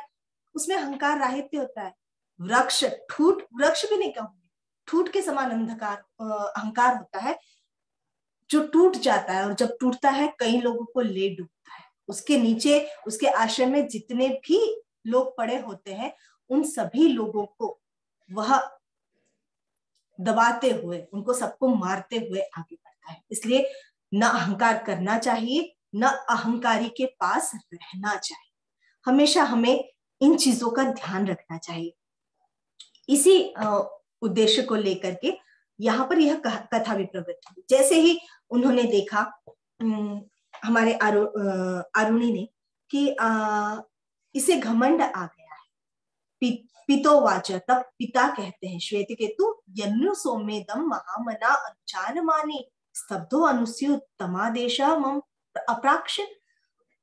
तुम्हें जिस चीज का अहंकार है, तुम आए हो तो बड़े दंभी स्वरूप में यहाँ पर आए हो, मुझे ये बताओ कि तुमने ऐसा क्या प्राप्त कर लिया जिससे कि तुम्हें इतना अहंकार हो गया है। आगे वो कहते हैं, यदि तुमने सब कुछ जान ही लिया है, अपने गुरु से प्राप्त ही कर लिया है, तो मुझे एक चीज तो बताओ जरा। क्या चीज बताओ? ये ना श्रुतम श्रुतम भवति, अमतम मतम अविज्ञातम विज्ञातम इति। एक चीज बताओ, ऐसा कौन सा तत्व है जिसको ना सुनने से सब कुछ सुना हुआ सा हो जाता है, जिसको जान लेने के बाद कोई भी संसार में चीज ऐसी होती नहीं है कि जिसको जानना बाकी हो, जिसको मान लेने पर सभी चीजें मान ली जाती है। ऐसा कौन सा तत्व तुमने ज्ञान प्राप्त कर लिया, मुझे बताओ तो जरा। कथम नु भगवः सा आदेशो भवति। हमारे श्वेत केतु के हक्के बक्के छूट गए कि ऐसा तो मैंने कहीं सुना नहीं, मेरे गुरु ने ऐसी कोई भी मुझे वाणी सुनाई नहीं है जिसमें ये सारी चीजों का वर्णन हो, कि ऐसा कोई तत्व भी है जिसको जानने से सब कुछ जान लिया जाता है, जिसको न जानने से सभी कुछ ये हो जाता है। ऐसा तो कुछ नहीं पढ़ाया। तो भगवान मुझे बताओ ना, ऐसी कौन सी चीज है। कथम न उत्साह आदेश भवती इति, ऐसा कौन सा आदेश है, मुझे भी बताओ जरा। तब हंस करके अरुण कहते हैं कि यथा सौम्ये केन मृत पिंडेन सर्वं मृणमय विज्ञातम स्यात् वाचारंभण विकारो नामधेयम मृत्तिकेव सत्यम। बहुत सुंदर उदाहरण। देखिए, मैं फिर कहूंगी, हमारे उपनिषद जो है वो प्रकृति के गोद में लिखे गए। अभी हमने इससे पहले की जो स्लाइड देखी थी, वहां पर जो पढ़ाया जा रहा था वह छांदोग्य उपनिषद में प्रकृति के बीच में पढ़ाया जा रहा था। सारे उदाहरण प्रकृति के आ रहे हैं जो आसानी से शिष्य को समझ में आ जाते हैं। ये जो क्लासरूम्स हमारे बंद होते हैं ना, बंद क्लासरूम में जो हमारी एक्टिविटी चलती है उसमें ये सारी चीजें नहीं आ पाती। बच्चे की कल्पना शक्ति समाप्त हो जाती है। बच्चा जितना खुला वातावरण में अध्ययन करेगा उसकी कल्पना शक्ति उतनी समृद्ध होगी।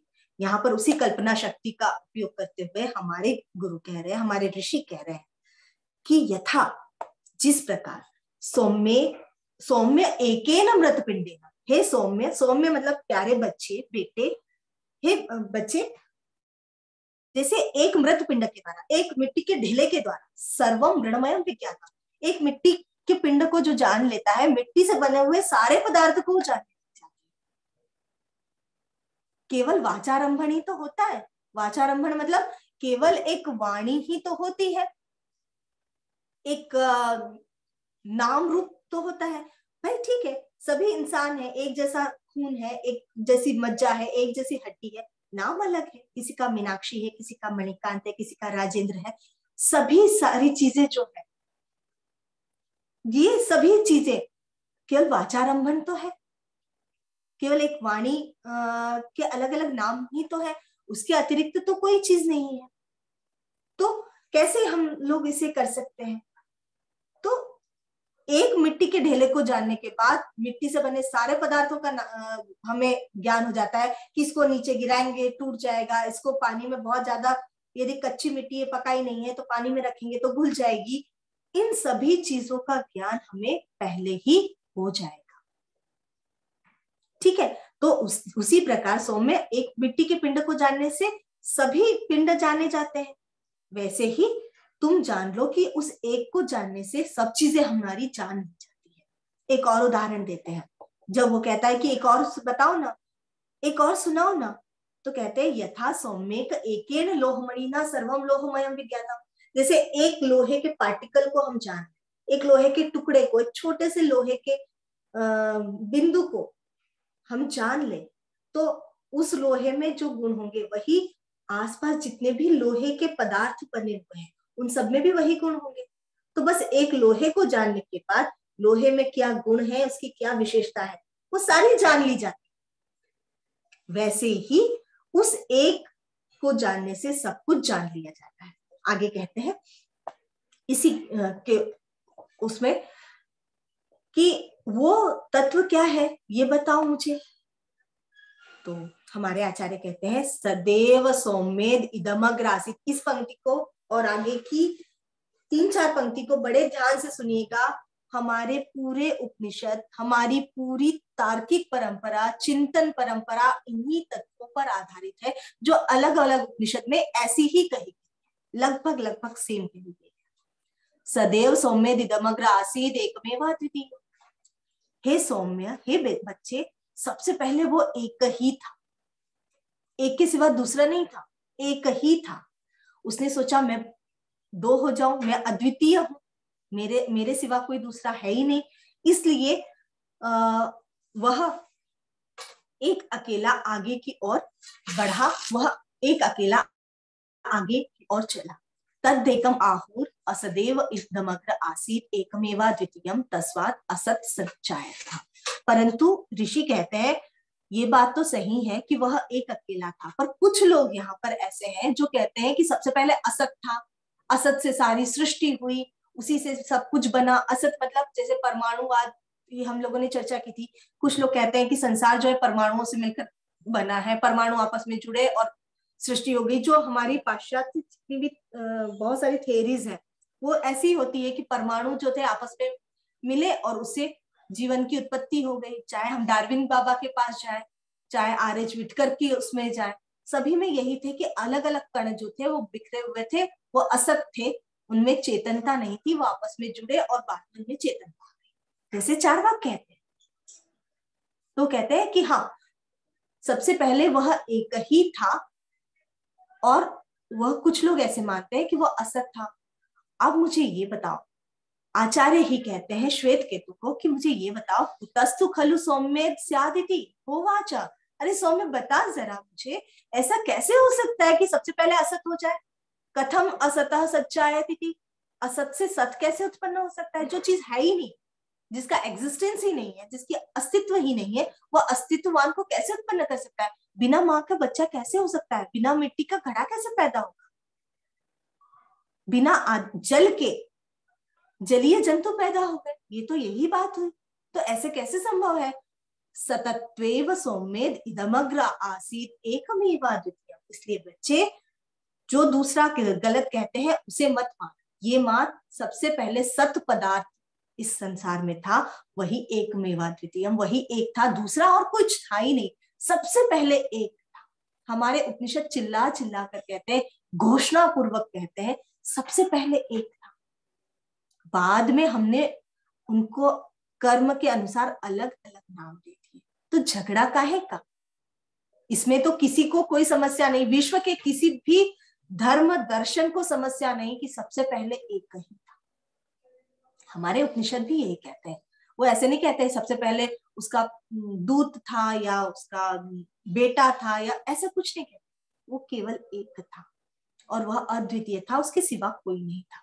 उसके बाद कहते हैं तदैक्षत, उसने सोचा, बहुश्याम प्रजायेति तत्तेजो असृजत। अब यहां से एक वैज्ञानिक के रूप में ऋषि के चिंतन को आप समझिए। जो लोग कहते हैं कि कथा कहानियां हैं, वैज्ञानिकता नहीं है, उनके लिए यह पूरा व्याख्यान है कि शायद हमसे बड़ा उस जमाने में जहां पर पूरा विश्व केवल भोजन पानी और आदि मानव का युग जी रहा था, उस समय हम तत्व मीमांसा कर रहे थे और उसका लेवल क्या था, वो ये था। तद एक्शन, उसने ईक्षण किया, उसने देखा, उसकी देखने से ही सृष्टि उत्पन्न हो। बहुश्याम प्रजायेति, बहुत सारी प्रजाओं को उत्पन्न करो। तत् तेजो असृजत, उसने तेज को उत्पन्न किया। तेज अर्थात अग्नि कह सकते हैं उसको, तेज जो सूर्य में तेज है वो कह सकते हैं। सबसे पहले तेज उत्पन्न हुआ, अग्नि उत्पन्न हुई। तत् तेजा एकशत बहुश्याम प्रजायेति तद अपो सृजत, तेज को सृजन करने के बाद उसने अप अर्थात जल, पानी, उसने पानी को सृजन किया। उसने सबसे पहले तेज बनाया, तेज के बाद उसने पानी बनाया। तस्माद अत्य क्व इति शोचति, यदि तुम ये सोचो कि तेज से पानी कैसे बने, बात भी सही है। जहां पर गर्माहट होती है, जहां पर अग्नि होती है, वहां तो पानी का अस्तित्व नहीं होता, तो अग्नि से पानी कैसे उत्पन्न हो सकता है? ये तो बात हजम नहीं हुई। यदि तुम ऐसा सोचो तो एक चीज आराम से सोचना, मतलब इतना सरल उदाहरण शायद ही किसी परंपरा में किसी ने दिया हो। कहते हैं शोचती स्वेदते वा पुरुषस्तेज एव तद्यापो जायन्ते। जब व्यक्ति तप्त होता है, जब व्यक्ति चिंतित होता है, जब वह बहुत ज्यादा चिंता मग्न होता है, तब उसका शरीर गर्म होता है, उसमें तेज की सृष्टि होती है और उसी तेज के स्वरूप उसे पसीना आता है। तो पुरुषस्तेज एव तद अद्यापो जायन्ते, उस पुरुष के तेज से ही जल की सृष्टि होती है, आप की सृष्टि होती है, पानी बनता है। जब कोई चीज को बहुत गर्म किया जाए तुरंत पानी आता है, सब्जी पकाते हैं उसमें पानी आता है, उसमें तेज प्रविष्ट करो उसका पानी पूरा ऊपर आ जाएगा। तो तेज से ही जल की उत्पत्ति हुई है, और यह चीज वैज्ञानिक तथ्य भी है जो बहुत सालों बाद 18वीं 19वीं शताब्दी में हम सिद्ध करते हैं। ता आप एक शत वयभम श्याम प्रजायेति ताम अन्नम असृजत, उसने जल सृष्टि कर दिया, जल की सृष्टि होने के साथ ही उसने अन्न की सृष्टि की। कैसे की? तस्माद् यत्र क्वच वर्षति तदेव, यदि तुम कहो कि जल से कैसे अन्न बन गया, तो जहां जल वर्षण होगा भूयिष्ठम अन्यम भवतीति, वहां पर बहुत सारा अनाज पैदा होगा ही होगा। जहां पर भी जल ज्यादा आया वहां अन्न तुरंत उत्पन्न होने लगेगा। इसलिए सबसे पहले तेज बना, जल बना, और उसके बाद जो है वह अन्न की सृष्टि होने लगी। तेषां खलु एषां भूतानां त्रिण्येव बीजानि भवति अंडजः जीवजः उच्चमिति। इन तीनों पदार्थों से पूरी सृष्टि में 3 तरह की सृष्टि हुई, बीज की, अंडज की और उद्भिज्ज की। ये यदि हम डोमेन सिस्टम देखें, विज्ञान की तरफ जाए, तो 5 क्लासिफिकेशन जो है वो बाद में आया, उससे पहले डोमेन सिस्टम आया था। उसमें भी 3 तरह की सृष्टि की उन्होंने बताई थी, एक प्रोटोजोआन्स वाली, एक पादप, और एक जो मनुष्य मतलब जीव जंतु इत्यादि है उनकी। वैसी ही सृष्टि जो है वो यहाँ पर भी दी गई है। बीजानी, उसमें अंडज, जीवज और उद्भिज्ज। अंडज जो अंडे से पैदा होते हैं, जीवज जो जिस तरह मनुष्य या पशु से पशु पैदा होता है बिना अंडे के, वो उद्भिज्ज। उद्भिज्ज कहा जाता है जमीन को फोड़ करके निकलने वाले, तो सारे पौधे, पेड़ पौधे सारे इसमें आ जाते हैं। तो 3 तरह की सृष्टि यहाँ पर बताई गई है। ठीक है, सबसे मुख्य बात, ये सारी सृष्टि कर दी ईश्वर ने, सारा संसार बना दिया। अनेन जीवेन आत्मानुप्रविश्य नाम रूपे व्याकरवाणी थी, और बनाने के बाद वह उसमें स्वयं ही वो जो सत्य था स्टार्टिंग में, वह उनमें ही प्रविष्ट हो गया। इसीलिए कहा जाता है तद सृष्ट्वा तदेवानुप्राविशत। यहीं पर एक अलग उपनिषद में कहा गया कि उसने सारा रचना बना करके उसी में प्रविष्ट हो गया। इसीलिए हम कहते हैं, लोक वाले, शास्त्र वाले नहीं, लोक वाले कहते हैं कण कण में भगवान है। क्यों? क्योंकि उसने बनाया और उसी में प्रविष्ट हो गया, उसी में चला गया। अब बताइए अद्वैत कहाँ है? क्या अद्वैत एक कल्पना है, या हम सृष्टि का जिस तरह से निर्माण देख रहे हैं उसमें अद्वैत को भी देख रहे हैं, अद्वैत को भी जान रहे हैं? तो 3 तरह की सृष्टि हम यहाँ पर देखते हैं, अन्न के द्वारा, जल के द्वारा और तेज के द्वारा। इन्हीं से हमारे शरीर का भी निर्माण हुआ। इसी को त्रिवृत्तकरण कहते हैं। बाद में पंच महाभूतों का कॉन्सेप्ट आया। पंच महाभूतों के पहले छांदोग्य उपनिषद से 3 महाभूतों का कॉन्सेप्ट आया था, जो बहुत वैज्ञानिक, जिसको कहा जा सकता है बहुत वैज्ञानिक तरीके से इसे ग्रथित किया गया है। अन्न से मन बना, जल से प्राण बना, वाक से मतलब तेज से वाक बनी। वाक मतलब वाणी, जिससे मैं बोल रही हूं या आप लोग बोल रहे हैं। तो अन्न से मन कैसे बना, जल से प्राण कैसे बना, वाक से तेज तेज से वाक कैसे बना? कोई प्रमाण है? तो कहते हैं बिल्कुल प्रमाण है। जैसे कहते हैं दध्न सौम्य मध्यमानस्य यो अणिमा स्व ऊर्ध्वं समुदिशति तत्सर्पी भवति। हम दही मथते हैं, हमारे यहाँ जितनी भी महिलाएं सुन रही है, माखन सभी निकालते हैं। दही को जब मथा जाता है तो ऊपर उसका अनुरूप जो है मक्खन ऊपर आ जाता है। ये उपनिषद उदाहरण ऐसे देते हैं जिनको सोचने के लिए हमें बहुत दूर तक नहीं जाना पड़ता, आसपास ही मौजूद होते हैं। इसलिए उपनिषद सबसे सरल है, पर हम कभी खोलते नहीं उनको। जैसे दही मथा जाता है, ऊपर के ऊपर मक्खन हमें दिखाई देने लगता है, वैसे ही खलु सौम्येद अन्नम अश्यमानस्य यो अणिमा स्व समुदिशति तन्मनो भवति। अन्न खाने से जो एक ऊर्ध्व, उसके द्वारा जो हमें ऊर्जा मिलती है, वह ऊपर जब आती है वही मन बनता है। अन्न जो भी हम खा रहे हैं उसका जो सत्व होता है, उसका जो, जिसको कह सकते हैं अर्क होता है, उसका जो सार तत्व उभर करके आता है वही मन के रूप में होता है। और आप यकीन मानिए, हम लोग के जो बुजुर्ग हैं वो कहते थे ना कि अन्न किसी के यहाँ का खाओ तो बड़ा सोच समझ के खाना, क्योंकि जैसा अन्न खाएंगे वैसा मन होगा। ये बात आई कहाँ से? ये बात आई यहीं से कि अन्न जो है मन का निर्माण करता है। क्यों? क्योंकि अन्न जो है उसी की ऊर्जा से मन ऊर्जावान होता है। इसलिए हर के घर का नहीं खाना चाहिए। मैं ये नहीं कहती कि हर का घर अपवित्र है, परंतु जिसके घर का खाओ उसके घर की मानसिकता आपकी मानसिकता से मैच होनी चाहिए, अन्यथा आपके मन को वो बिगाड़ करके रखते। हर जगह का अन्न नहीं खाना चाहिए। लोग बहुत सारे नियम पालते हैं, होटल्स में नहीं खाते, बाहर ऐसे खुले का नहीं खाते, ये नहीं खाते।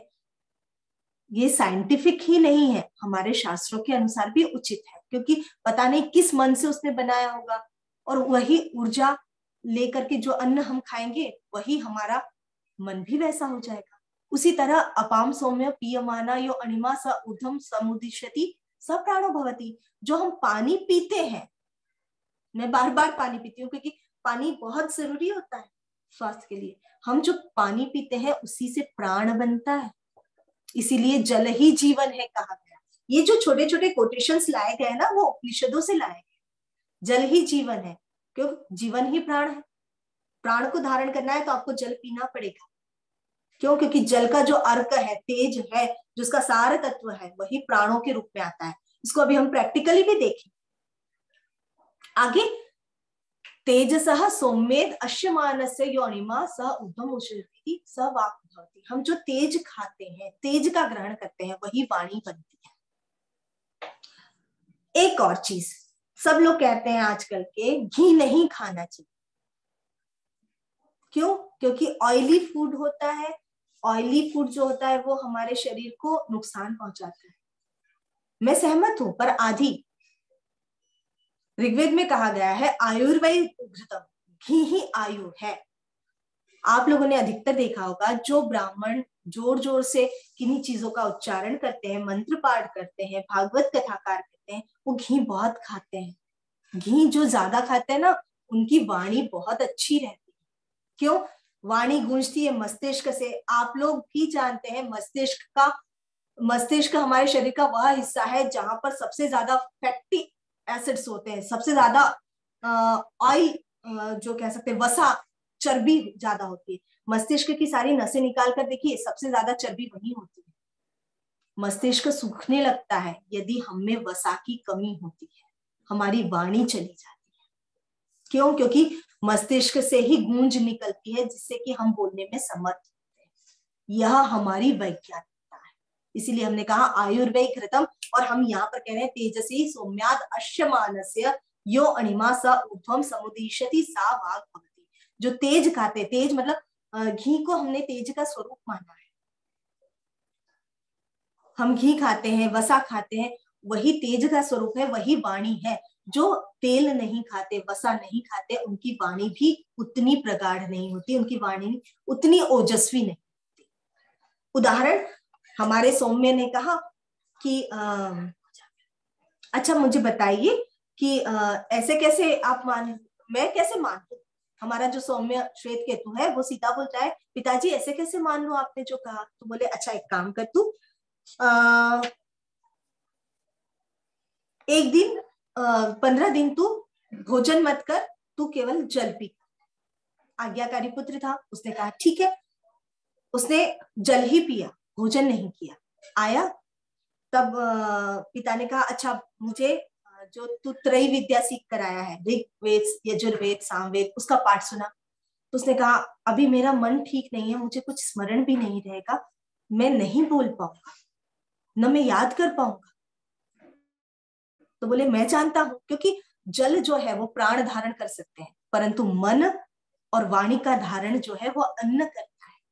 तेरे पास मन भी नहीं है इस समय पूर्ण रूप से, उसमें तेज नहीं है, और वाणी भी नहीं है। जा भोजन करके आ, फिर बात करते हैं। श्वेत केतु भोजन करके आया, स्वस्थ हो चुका था, तब वह उनको सुना देता है। तो बोले देखो, जैसे ही भोजन अंदर गया, तुम्हारी स्मृति भी आई, तुम्हारी वाणी भी आई, तुम्हारा मन भी एकाग्र हुआ। तो प्राणों की रक्षा जल कर सकता है, परंतु बाकी गतिविधियां जो है वह केवल जल नहीं कर सकता। यहाँ शिक्षा हमारी केवल किताबों में नहीं है, वो प्रैक्टिकल है, प्रयोगात्मक शिक्षा है। हर समय हम प्रयोग करके देखते हैं। आगे एक बहुत विशेष चीज वो बताते हैं जो मैं आपको बताना चाहती हूँ। वो कहते हैं कि जिस तरह से खाया हुआ अन्न 3 प्रकार से विभाजित होता है। हम जो अन्न खाते हैं ना, उसके वो शरीर में जाके 3 भागों में बढ़ जाता है। कौन कौन से 3 भाग? सबसे पहले खाया हुआ अन्न जो होता है, उसका स्थूल भाग जो है वह मल के रूप में बाहर हो जाता है। उसका जो सूक्ष्म मध्यम भाग है, मतलब जो बहुत सूक्ष्म भी नहीं है और बिल्कुल स्थूल भी नहीं है, जो मल के रूप में चला गया, वह मज्जा बनती है, मांस बनता है। और जो सूक्ष्म भाग होता है अन्न का, वह मन बन जाता है। वैसे ही पिया हुआ जो जल रहता है, उसका स्थूल भाग जो है वह मूत्र विसर्जन इत्यादि में चला जाता है। बीच वाला जो भाग है वह रक्त के साथ मिलकर के उसको प्रवाहमान बनाता है। जल हम लोगों ने बाद में, जब हम लोगों ने ब्लड सेल्स और सारे उनका ब्लड का एनालिसिस किया, तब हमने उसमें देखा था कि उसमें बहुत सारा पानी है। वह पानी जो है वो मध्यम भाग का है, और सूक्ष्म भाग जो जल का होता है वह प्राण तत्व बन जाता है। वह एयर के रूप में पूरे शरीर में प्रवाहित होता है, रक्त प्रवाह को निरंतर बनाया जाता है। यह भी जो विज्ञान के विद्यार्थी हैं आसानी से समझ सकते हैं। इसके बाद जो तेज होता है, जो खाया हुआ घी इत्यादि होता है, वो 3 प्रकार का होता है। स्थूल भाग हमारी हड्डी बनाता है। जो घी खाते हैं उनकी हड्डियां बहुत मजबूत होती है। हमारे बुजुर्ग ऐसे नहीं कहते थे, बहुत वैज्ञानिक थे वो, हमने सुनी नहीं। हम श्वेत केतु बन गए सारे के सारे। ज्ञान आ गया तो हमने दूसरों को उड़ाना शुरू। हमारे कहते हैं हड्डी मजबूत होगी, घी खा, तेल मत खाइए, घी खाइए। घी खाने से हड्डियां मजबूत होती है। मध्यम भाग जो है वो हड्डियों के बीच जो लिक्विड होता है वह बन जाता है, जिसे मज्जा भी कहते हैं। सूप तक की तरह होता है, लिक्विड फॉर्म की तरह होता है, तरल कोलाइडी विलियन की तरह होता है। वह भी घृत से बनता है, मतलब तेली या युक्त पदार्थों से बनता है। और जो सबसे सूक्ष्म भाग होता है वह वाणी बनती है, वह वाक शक्ति बनती है, जिससे हम बोलते हैं, बोला जाता है। तो ये सभी चीजें बहुत वैज्ञानिक है, उनको हमें पोथी पन्ने समझ करके नहीं करना चाहिए। जब हम मरते हैं, यहीं पर मैं 10 मिनट में पूरे व्याख्यान का समाहार कर देती हूँ, क्योंकि यहीं पर आपको वह मूल बिंदु प्राप्त होगा जो वेदांत का कोर पॉइंट है, जिसे कहा जा सकता है मूल बिंदु है। कहते हैं जब मरते हैं तब क्या होता है? पुरुषस्य प्रयतो, पुरुष जब प्रयत्न करता है, वापस मृत्यु के मुख में जाता है। वांग मनसी संपद्यते, सारी वाणी मन में घुस जाती है, मन में चली जाती है। जब मरने वाला व्यक्ति होता है तब उसकी वाणी नहीं निकलती, वो उसे बोलते नहीं बनता है ना। तो उसकी वाणी जो है मन में चली जाती है, और उसके बाद मन जो होता है वह प्राण में चला जाता है। तब उसको कुछ समझ में भी नहीं आता, वो केवल प्राण धक धक धक धक करती रहती है, सांसें चलती रहती है, उसको मन भी नहीं समझ पाता। वो अपने आसपास के लोगों को पहचान भी नहीं पाता, उनकी बात सुन भी नहीं पाता, तो मन भी खत्म हो जाता है, वो प्राण में चला जाता है। प्राण जो है वो तेज में चले जाते हैं। तेज में चले जाते हैं तो केवल एक नाड़ी का स्पंदन मात्र होता है, और वह तेज अंत में देवता में समर्पित हो जाता है। जहां से वो निकला था, सदैव सौम्य दिदमग्रास, जिस सब से वो निकला था उसी में वो प्रविष्ट हो जाता है। यह जिस तरह से सृष्टि कैसे हुई और बाद में मरण कैसे होता है, ये पूरा छांदोग्य उपनिषद के एक प्रपाठक में हम देखते हैं। ठीक इतना पूरा बोलने के बाद हमारे ऋषि उस युवा से कहते हैं, 25 साल का था, उस युवा से कहते हैं, स य अक्षो एषो अणि में तद आत्म्य इदम सर्वम तत्सत्यम स आत्मा तत्वमसि श्वेत केतो इति भूयम एव मा भगवान विज्ञापयति तथा सौम्येति होवाच। ये दर्शन का मूल तत्व है। आप लोगों ने इससे पहले कई बार तत्वमसी सुना होगा। जब तत्वमसी हम सुनते हैं, तत्वमसी कहाँ से आया? ये सारी प्रक्रिया होने के बाद हमारे गुरु कहते हैं कि हे पुत्र, मरण को प्राप्त हुए व्यक्ति जिस अणिमा में प्रविष्ट होता है, जिस सत्य में प्रविष्ट होता है, उसी से यह पूरा संसार भरा पड़ा है। तत्सत्यम आत्मा, वही सत्य है। स आत्मा, वही आत्मा है जिससे हम उत्पन्न हुए हैं। तत्त्वम असि, वही तुम भी हो, और तुम और कोई नहीं हो, वही आत्मा हो जिससे यह सारा संसार उत्पन्न हुआ है, यह सारा संसार बना है, वही तुम हो। हे श्वेत केतु इति भूयमा। उसके बाद श्वेत केतु कहता है, अच्छा ऐसी बात है, आप एक बार और समझाओ ना। जब हमें कोई चीज समझ में आने लगती है, जैसे अभी आलोक जी ने कहा, या पूरा जिसको कहा जा सकता है नर्मदा भवन जो कहता है कि हाँ हमको समझ में आया, और समझाओ ना, कैसे समझाओ ना, वही जिज्ञासा चल रही है। श्वेत केतु कहता है समझ में आया कि वह सत जो अलग अलग रूपों में हो गया था, जिसको रूपम रूपम प्रतिरूपो बहुभुव ऋग्वेद भी कहता है, नाम रूप व्याकरवाणी छांदोग्य भी कहता है, वही आत्मा जब अलग अलग नाम रूप में जाती है और वापस से मरण धर्म होने के बाद वापस उसमें प्रविष्ट हो जाती है, वह आत्मा है, वह आत्मा मैं ही हूं।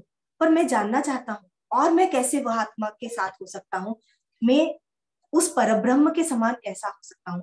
जीव और ब्रह्म एक कैसे हो सकते हैं? एक बार और जानना चाहता हूँ।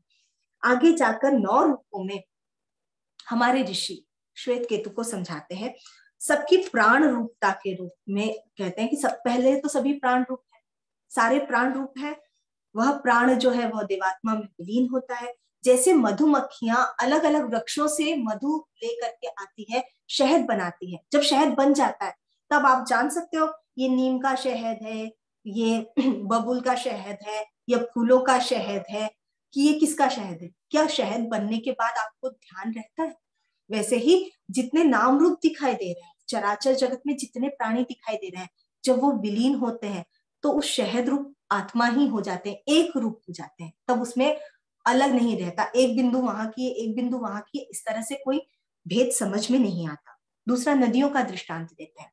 सारी नदियां जब समुद्र में विलीन होती है तो हाँ, समुद्र में हम ये नहीं कहते कि चलो अब गंगा में डुबकी लगाई, फिर यमुना में डुबकी लगाई, फिर नर्मदा में डुबकी लगाई। चाहे जहां से नदी निकले, चाहे वो पश्चिम मुखी हो, पूर्व मुखी हो, वो अंत में सागर में ही मिलेगी। चाहे अरब सागर से जाए, चाहे बंगाल की खाड़ी से जाए, तीनों सागर जब मिलेंगे तो वो हिंद महासागर में ही मिल जाएंगे। तब वहां पर कोई पार्थक्य नहीं रहेगा, कोई कहीं पर भी पैदा हुआ, जब वो मरेगा वह एक ही परमात्मा में विलीन होगा, उसी का अंश बन जाएगा, उसी के रूप में परिवर्तित हो जाएगा।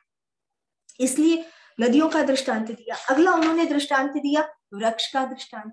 वृक्ष को हम शाखा के रूप में छेदे, एक शाखा तोड़ दी वो मर जाएगी, दूसरी शाखा तोड़ दी उसमें भी थोड़ा सा वो पानी जैसा कुछ अर्क टपकेगा, फिर वो मर जाएगा। अंत में हम जड़ मूल के वहां से काटेंगे तब भी वह पूर्ण मर जाएगा, परंतु अंत में वह द्रव भाग रह जाएगा। हम ये नहीं कह सकते द्रव पत्ती में था, शाखा में था, तने में था, कली में था, फूल में था, किसमें द्रव था?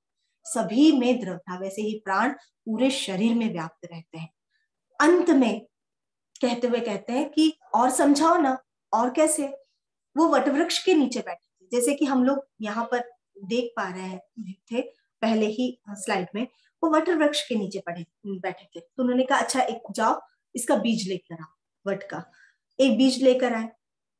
बीज को जब उन्होंने खोला तो कहा देखो क्या है इसमें।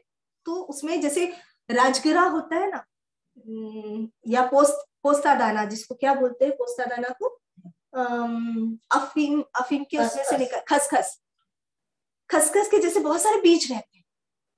तो कहते हैं अच्छा इसको एक को फोड़ो। वो एक को फोड़ता है तो कहते हैं अच्छा इसमें बताओ ये क्या है। तो बोले इसमें तो कुछ भी नहीं दिखाई दे रहा है। कहते हैं इसमें तुम्हें कुछ नहीं दिखाई दे रहा है, पर तुम जानते हो यही एक बीज जिस वृक्ष के नीचे हम बैठे हैं उस वृक्ष के रूप में परिणत होने की संभावना रखता है। आत्मा उतनी ही सूक्ष्म है, उसको तुम ऐसे साधारण नहीं देख सकते। वो उसी का रूप है, उसी सत का स्वरूप है जो आगे जाकर किसी को भी शरीर को धारण करके उसके अनुरूप हो जाएगा।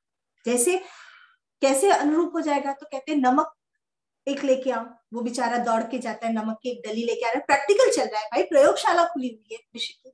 ऋषि बिना प्रयोग के आगे नहीं चलते, केवल कोई ऐसी हाइपोथेसिस नहीं बनाते, ऐसी प्राप्त कल्पना नहीं बनाती जो सत्य पर आधारित ना हो। सत्य पहली कसौटी। नमक लेके आया, उसको पानी में डाल दिया, सुबह इसको बताना, सुबह लेकर आया बेचारा, नमक घुल चुका था, बोले अब नमक निकालो, बोले नमक नहीं निकल सकता। अच्छा एक बूंद ऊपर ऊपर की एक बूंद चखो, उसने चखा, हाँ थोड़ा सा खारा लग रहा है, नहीं बीच वाला जाओ, बीच वाले से निकालो एक बूंद, बीच वाले से वो बेचारा अंदर कुछ चम्मच डालता होगा और निकालता होगा, फिर अंदर से सभी में एक जैसा टेस्ट है। वह अणु मात्र आत्मा जो है पूरे शरीर में इसी तरह व्याप्त है जैसे गिलास में, पात्र में नमक पूरे जल में विद्यमान है। वह अणु रूप आत्मा एक पूरी तरह अपने आप को समेटे हुए है, पूरे शरीर में उसका भान है। अन्यथा यदि हम यहाँ चिकोटी काटते हैं तो हमें पता चलता है, यहाँ चिकोटी काटते हैं पता चलता है, पैर में कुछ हो रहा है पता चलता है। सभी दूर चेतनता है, सभी जागृत है। यदि चेतना यहीं होती या यहाँ होती तो केवल यहीं की चीजें हमें महसूस होती, पर जैसे नमक पानी में घुला रहता है, आत्मा सर्वतो व्यापिनी होती है। यही चीज गीता में भी भगवान श्री कृष्ण कहते हैं कि वह आत्मा जो है वो संपूर्ण व्याप्त है। कोई भी शरीर का एक हिस्सा, एक सेल भी नहीं है, एक कण भी नहीं, कोशिका भी नहीं है जहां आत्मा की अनुभूति नहीं हो। और कहा जाता है जैसे एक कोई व्यक्ति को हम बहुत दूर गांधार देश से लेकर आ जाए, उसकी आंखों पे पट्टी बांध दे, गुरु क्या करता है? एक गांधार देश से किसी व्यक्ति को पकड़ के ले आए, आंखों पे पट्टी बांध करके उसको बीच छोड़ दिया यमुना के घाट पर और कहा कि अब तुम अपने घर वापस जाओ। वो बेचारा जैसे ही खोलेगा, आसपास के लोगों से पूछेगा, मैं गांधार का निवासी हूँ, मुझे गांधार जाना है, कृपया मेरा मार्गदर्शन कीजिए। जो गांधार की दिशा जानते हैं वो उसको रास्ता बताते जाएंगे, आगे एक दूसरे को खो करेगा, दूसरा तीसरे को खो करेगा, तीसरा चौथे को खो करेगा, अंत में वो गांधार पहुंच जाएगा। खो करने की परंपरा हम 2 व्याख्यान से सुन रहे हैं, यही गुरु परंपरा है। एक गुरु दूसरे पर पहुंचाता है, दूसरा तीसरे पर पहुंचाता है, तीसरा चौथे पर। एक मीमांसक मीमांसा का पूरा ज्ञान देकर वेदांती के हाथ में पकड़ता है, वेदांती जो है उसको ब्रह्म तक प्राप्त करवा देता है। उसी तरह हम मार्ग तय करते हैं। यह छांदोग्य उपनिषद में लिखा है, आप लोग जरूर पढ़िएगा। इस व्याख्यान के बाद 6वां अध्याय है छांदोग्य का। गीता प्रेस की बहुत सारी पुस्तकें होती है, उसमें ये शंकर भाष्य के साथ भी है, बिना भाष्य के भी पढ़ो तो आप लोग पढ़ सकते हैं। जैसे कहा जाता है कि व्रत व्यक्ति को कोई भी चीज ध्यान नहीं रहती, धीरे धीरे वो विलीन होता जाता है। उसी तरह मुमुक्षु व्यक्ति जो है वो प्राण में विलीन हो जाता है, प्राण जो है परमात्मा में विलीन हो जाता है। और जो विलीन हो जाता है, जिसको ज्ञान हो जाता है कि मैं उसी परमात्मा से निकला हूं और उसी में प्रविष्ट होऊंगा, वही ज्ञानी है।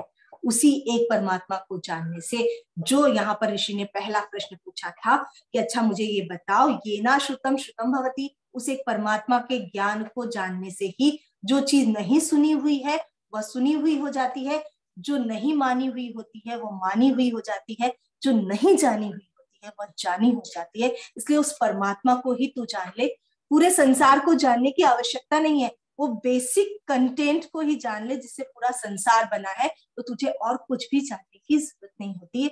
जो इसको जान लेता है वह ज्ञानी हो जाता है, जो इसको नहीं जानता वो अभिमानी हो जाता है। अभिमानी की गति जो होती है मृत्यु होती है, ज्ञानी की गति जो होती है वह मोक्ष होता है, जिसके लिए हमारे आचार्य शंकर कहते हैं पुनरपि जननम पुनरपि मरणम पुनरपि जननी जठरे शयनम इह संसारे बहुदुस्तारे कृपया पारे पाहि मुरारे। और इसी का अंतिम पद कहते हैं गुरु चरणाम्बुज निर्भर भक्ति संसारात चिरात भवन्त सेंद्रिय मानस नियमादेवम द्रक्षसि निज हृदय स्तंभ देवम। कि बार बार जन्म लेना, बार बार मरना, यह संसार बड़ा दुष्कर है, हे नारायण, हे कृष्ण, मुझे इससे पार लगा दे।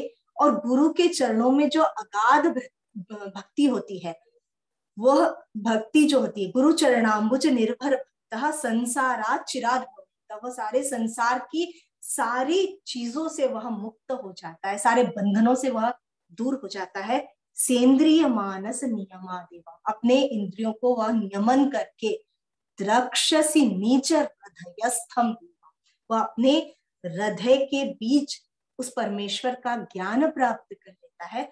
उस परमेश्वर तक जाना ही वेदांत का लक्ष्य है, और उस परमेश्वर तक जाने के लिए शरीर मन इंद्रियों को पवित्र करना मीमांसा का ध्येय है।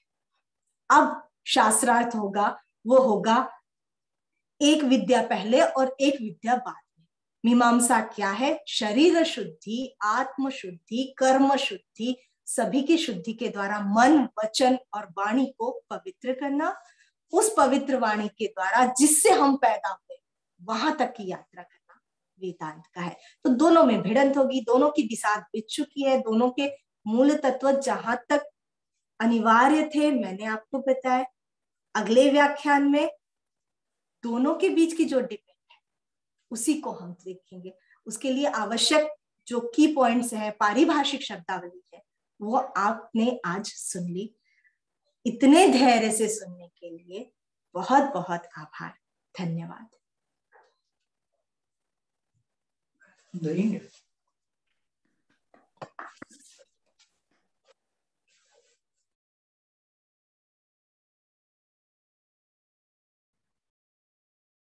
बहुत सुंदर, बहुत अद्भुत और हमेशा की तरह बहुत ज्ञानवर्धक,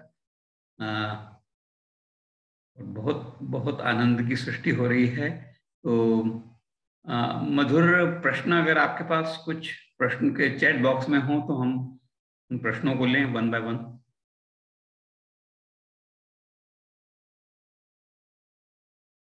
मधुर।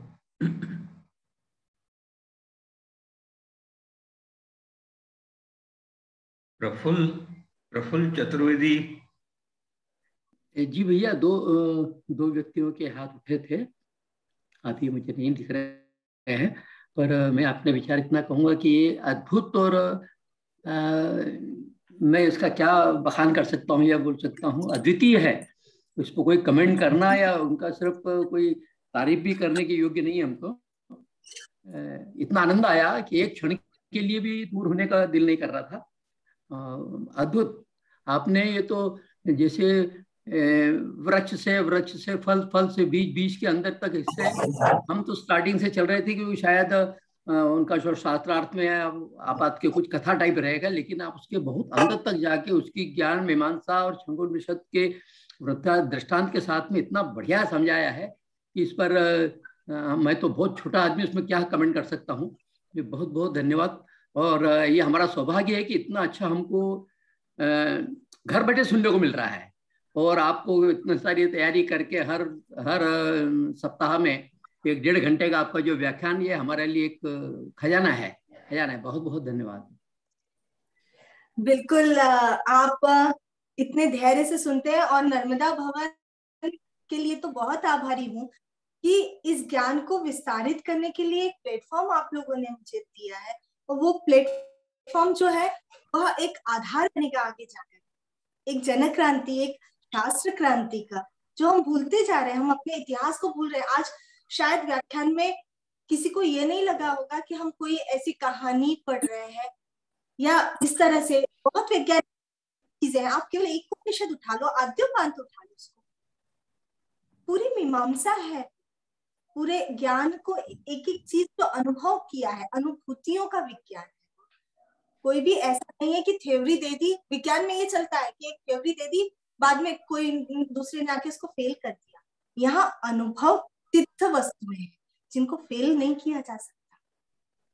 तो इसके लिए मैं आप लोगों का, प्रफुल्ल जी, आप लोगों का आभार प्रदर्शित करती हूँ कि आप लोगों ने ये प्लेटफॉर्म किया, यहाँ पर श्रोता दिए। ये तो आपका बड़प्पन है जी। बाकी हम तो भाग्यवान है कि इतना अच्छा व्याख्यान, इतनी अच्छी चीजें हमें सुनने को मिल रही है, और ये संग्रहणीय है। ये बहुत अच्छी बात है कि रिकॉर्डेड है हम, ताकि उसको बार बार, क्योंकि क्या होता है हम जब सुनते हैं उसमें लीन हो जाते हैं, लेकिन कुछ समय बाद सांसारिक चीजें, कामकाज में हमको भूल जाते हैं। ये इतनी चीजें हैं, हमको बार बार सुनकर पढ़कर और इतने अच्छे तरह से आपने समझाया कि मेरे ख्याल से कहीं हम किसी भागवत कथा में या किसी गुरु के वहां जाके या किसी शिक्षा में भी इतना अच्छा हमको कोई समझा नहीं पाता था। बहुत सुंदर, अद्भुत अद्भुत। इसके लिए हम आपके आभारी हैं। आपने तो बड़ा हम पर आभार किया है कि इतना अच्छी चीजें हमें घर बैठे उपलब्ध हो रही है। बहुत बहुत धन्यवाद। प्रफुल्ल, इसमें एक चीज की और मैं बात करना चाहूंगा जी। हमने निमाड़ शब्द का जो संधि विच्छेद किया, उसकी जो मीमांसा की, वो भी बहुत, क्योंकि अभी तक नीम और जैसे वेदांत के आचार्य निम्बार्काचार्य हैं, उनके भी, मैं सलेमपुर में किशनगढ़ है राजस्थान में, उसके पास उनका स्थान है, वहां भी मैं 2 बार गया था। तो वहां भी गुरु लोग जो बताते हैं वो नीम से उसको जोड़ते हैं, निम्बार्काचार्य को भी, और निमाड़ को भी। हमारे इसमें भी बहुत बार ऐसी डिस्कशन हुआ है, और उस चर्चा में भी नीम और नीम की आड़। लेकिन जो आपने निम्न आढ़, निम्न यानी नीचे, तो नर्मदा ने जो डीप वैली कट की है, पेनिनसुलर रिवर्स जो हैं उनकी जो आयु है वो हिम पोषित नदियों के तुलना में बहुत ज्यादा है। मतलब सद्य प्रसूत गंगा यमुना हिम पोषित नदियां, तो प्रौढ़ स्त्री माना जाएगा नर्मदा को, और सभी नदियों को जो पेनिनसुलर उसमें है। तो हमारे यहाँ तो शास्त्र में कहा है, सप्तकल्पे क्षय जाते नम्रता तेरे नर्मदा। लिंग पुराण में कई इसकी डेफिनेशन नर्मदा की है। नर्मम पदम दिव्य सुखम ददासियत सा नर्मदा, भ्रामयंत दिश सर्वे रवेण महति पुरा सा रेवा। तो जो वैज्ञानिकों ने अब इसको कहा है कि इतनी डीप गॉड जो इसने कट की है, वो कहाँ कट की है? ब्लैक ट्रैप बेसाल्ट में, which is the hardest kind of stone. तो बहुत वैली में है। तो निम्न जो आपने उसको जोड़ा निमाड़ को, तो निम्न जो है वो बराबर वैली को आज बहुत स्पष्ट हो गया। Mental cobwebs have been removed, और आज है न संपन्न। तो नर्मदा की वैली जो डीप रूटेड है, और जो तो निमाड़ी आपने उसकी व्याख्या की, बहुत बहुमान्य है, बहुत तर्कसंगत है, बहुत समझ में आने वाली है। पगारे साहब। नर्मदे हर। आज का जो व्याख्यान था वो बहुत ही एब्स्ट्रैक्ट था, बहुत ही गूढ़ विषय को लेकर चल रहा था, और एक विश्लेषणात्मक रूप से बहुत ही सुंदर तरीके से बताया गया। और इसको सुनने के बाद में ऐसा लगता है कि हम में से प्रत्येक व्यक्ति को, और विशेष करके जो विज्ञान का छात्र है या जो विज्ञान को समझना चाहता है, उसे छांदोग्य उपनिषद का अध्ययन अवश्य अवश्य ही करना चाहिए। क्योंकि जब इसको मैं व्याख्यान को सुन रहा था तो मुझे ऐसा लगा कि संसार की जितनी थ्योरीज हैं, जितनी भी थ्योरीज लोगों ने, वैज्ञानिकों ने दी है इस संसार की उत्पत्ति के संबंध में, या इस भौगोलिक उत्पत्ति के संबंध में, एवं जीव की उत्पत्ति के संबंध में, वो सारी चीजों का निचोड़ तो हमारे पास में यहाँ पर रखा हुआ है। यदि हम इसको अमीबा की थ्योरी से जोड़ते हैं तो वहां भी कहते हैं भाई एक जीव था पहले, उसके बाद में वो 2 हुए, 2 से फिर आगे बढ़े हैं। तो पहला एमीबा था, एमीबा का डिकम्पोजिशन होता है, फिर उसके बाद में 2 होते हैं, और फिर अनेक बनते हैं, और उसके द्वारा सेल्स बनते हैं, और वो यूनिसेलर प्राणी होता है। दूसरी हमारी एक थ्योरी चलती है जब कि 9 ग्रहों का, उनका सबका सौर मंडल का विकास कैसे हुआ। तो there is a theory of explosion, जो कहते हैं कि एक बार कुछ एक्सप्लोजन हुआ था, और उस एक्सप्लोजन के द्वारा ही सारे ब्रह्मांड का निर्माण हुआ है। तो उसका भी इशारा हमको इस वार्तालाप में मिलता है। उसके बाद में यदि हम इसको देखना चाहते हैं कि भाई प्राण और जो हमारा जल होता है, और हमारे प्राणों की विकास कैसे होता है, मृत्यु कैसे होती है, तो इन सब चीजों का भी हमको इसमें ज्ञान प्राप्त होता है। तो आज तक इतने अमूल्य ज्ञान को हम लोग अपनी ही अज्ञानता के कारण, या यूं कहे कि हमारे जो शिक्षा की पद्धति है उसमें उन चीजों का समावेश नहीं है कि जिनके द्वारा हम अपनी वास्तविकता को, अपनी वास्तविक शक्ति को, वास्तविक ज्ञान को समझ सकें, और हम लोग वहां तक नहीं पहुंच पाए हैं। तो वहां आज आपने हमें पहुंचाया। तो जिस प्रकार से अभी आपने जो उदाहरण दिया था कि आप इसी आदमी के आंखों पर पट्टी बांधकर यमुना के वहां छोड़ देते हैं और जब फिर एक दूसरे को वो दिशा निर्देश करते हैं। तो आपने आज हम लोगों को इस प्रकार का दिशा निर्देश करके एक बहुत ही सुखद अनुभूति भी प्रदान की है, एक गौरव प्रदान किया है। गर्व हम लोगों को महसूस हो रहा है कि जिन थ्योरीज का यहाँ पर आज छोटी छोटी एक एक थ्योरी का वर्णन करके या उसका विकास करके आज के जो महान वैज्ञानिक इतना यश कीर्ति सब कुछ प्राप्त कर रहे हैं और जिसके आधार पर हम आज का पूरा विज्ञान मानते हैं, वो सारी चीजें हमारे पास में हजारों हजार साल पहले उपलब्ध थी, विद्यमान थी। अब हम उसको समझ नहीं पाए हैं और हम कहते हैं वो विलुप्त हो गए। मैं तो कहता हूँ विलुप्त भी नहीं हुई है, वो है। हम उस पुस्तक को, जैसा कि एक बार आपने बताया था कि हम उसको सिर्फ एक पूजनीय वस्तु समझकर उसकी पूजा कर देते हैं, किंतु ये पूजने के लिए नहीं है, ये अध्ययन करने के लिए है, इनको आत्मसात करने के लिए है। और जब तक हम इनको आत्मसात नहीं करेंगे, इनका अध्ययन नहीं करेंगे, हम अपने आप को नहीं पहचान पाएंगे। और ये बहुत सुंदर बात सुनने को मिली कि आप यदि आत्मा परमात्मा को जो समझ लेते हैं तो संसार की प्रत्येक वस्तु को आप समझ सकते हैं।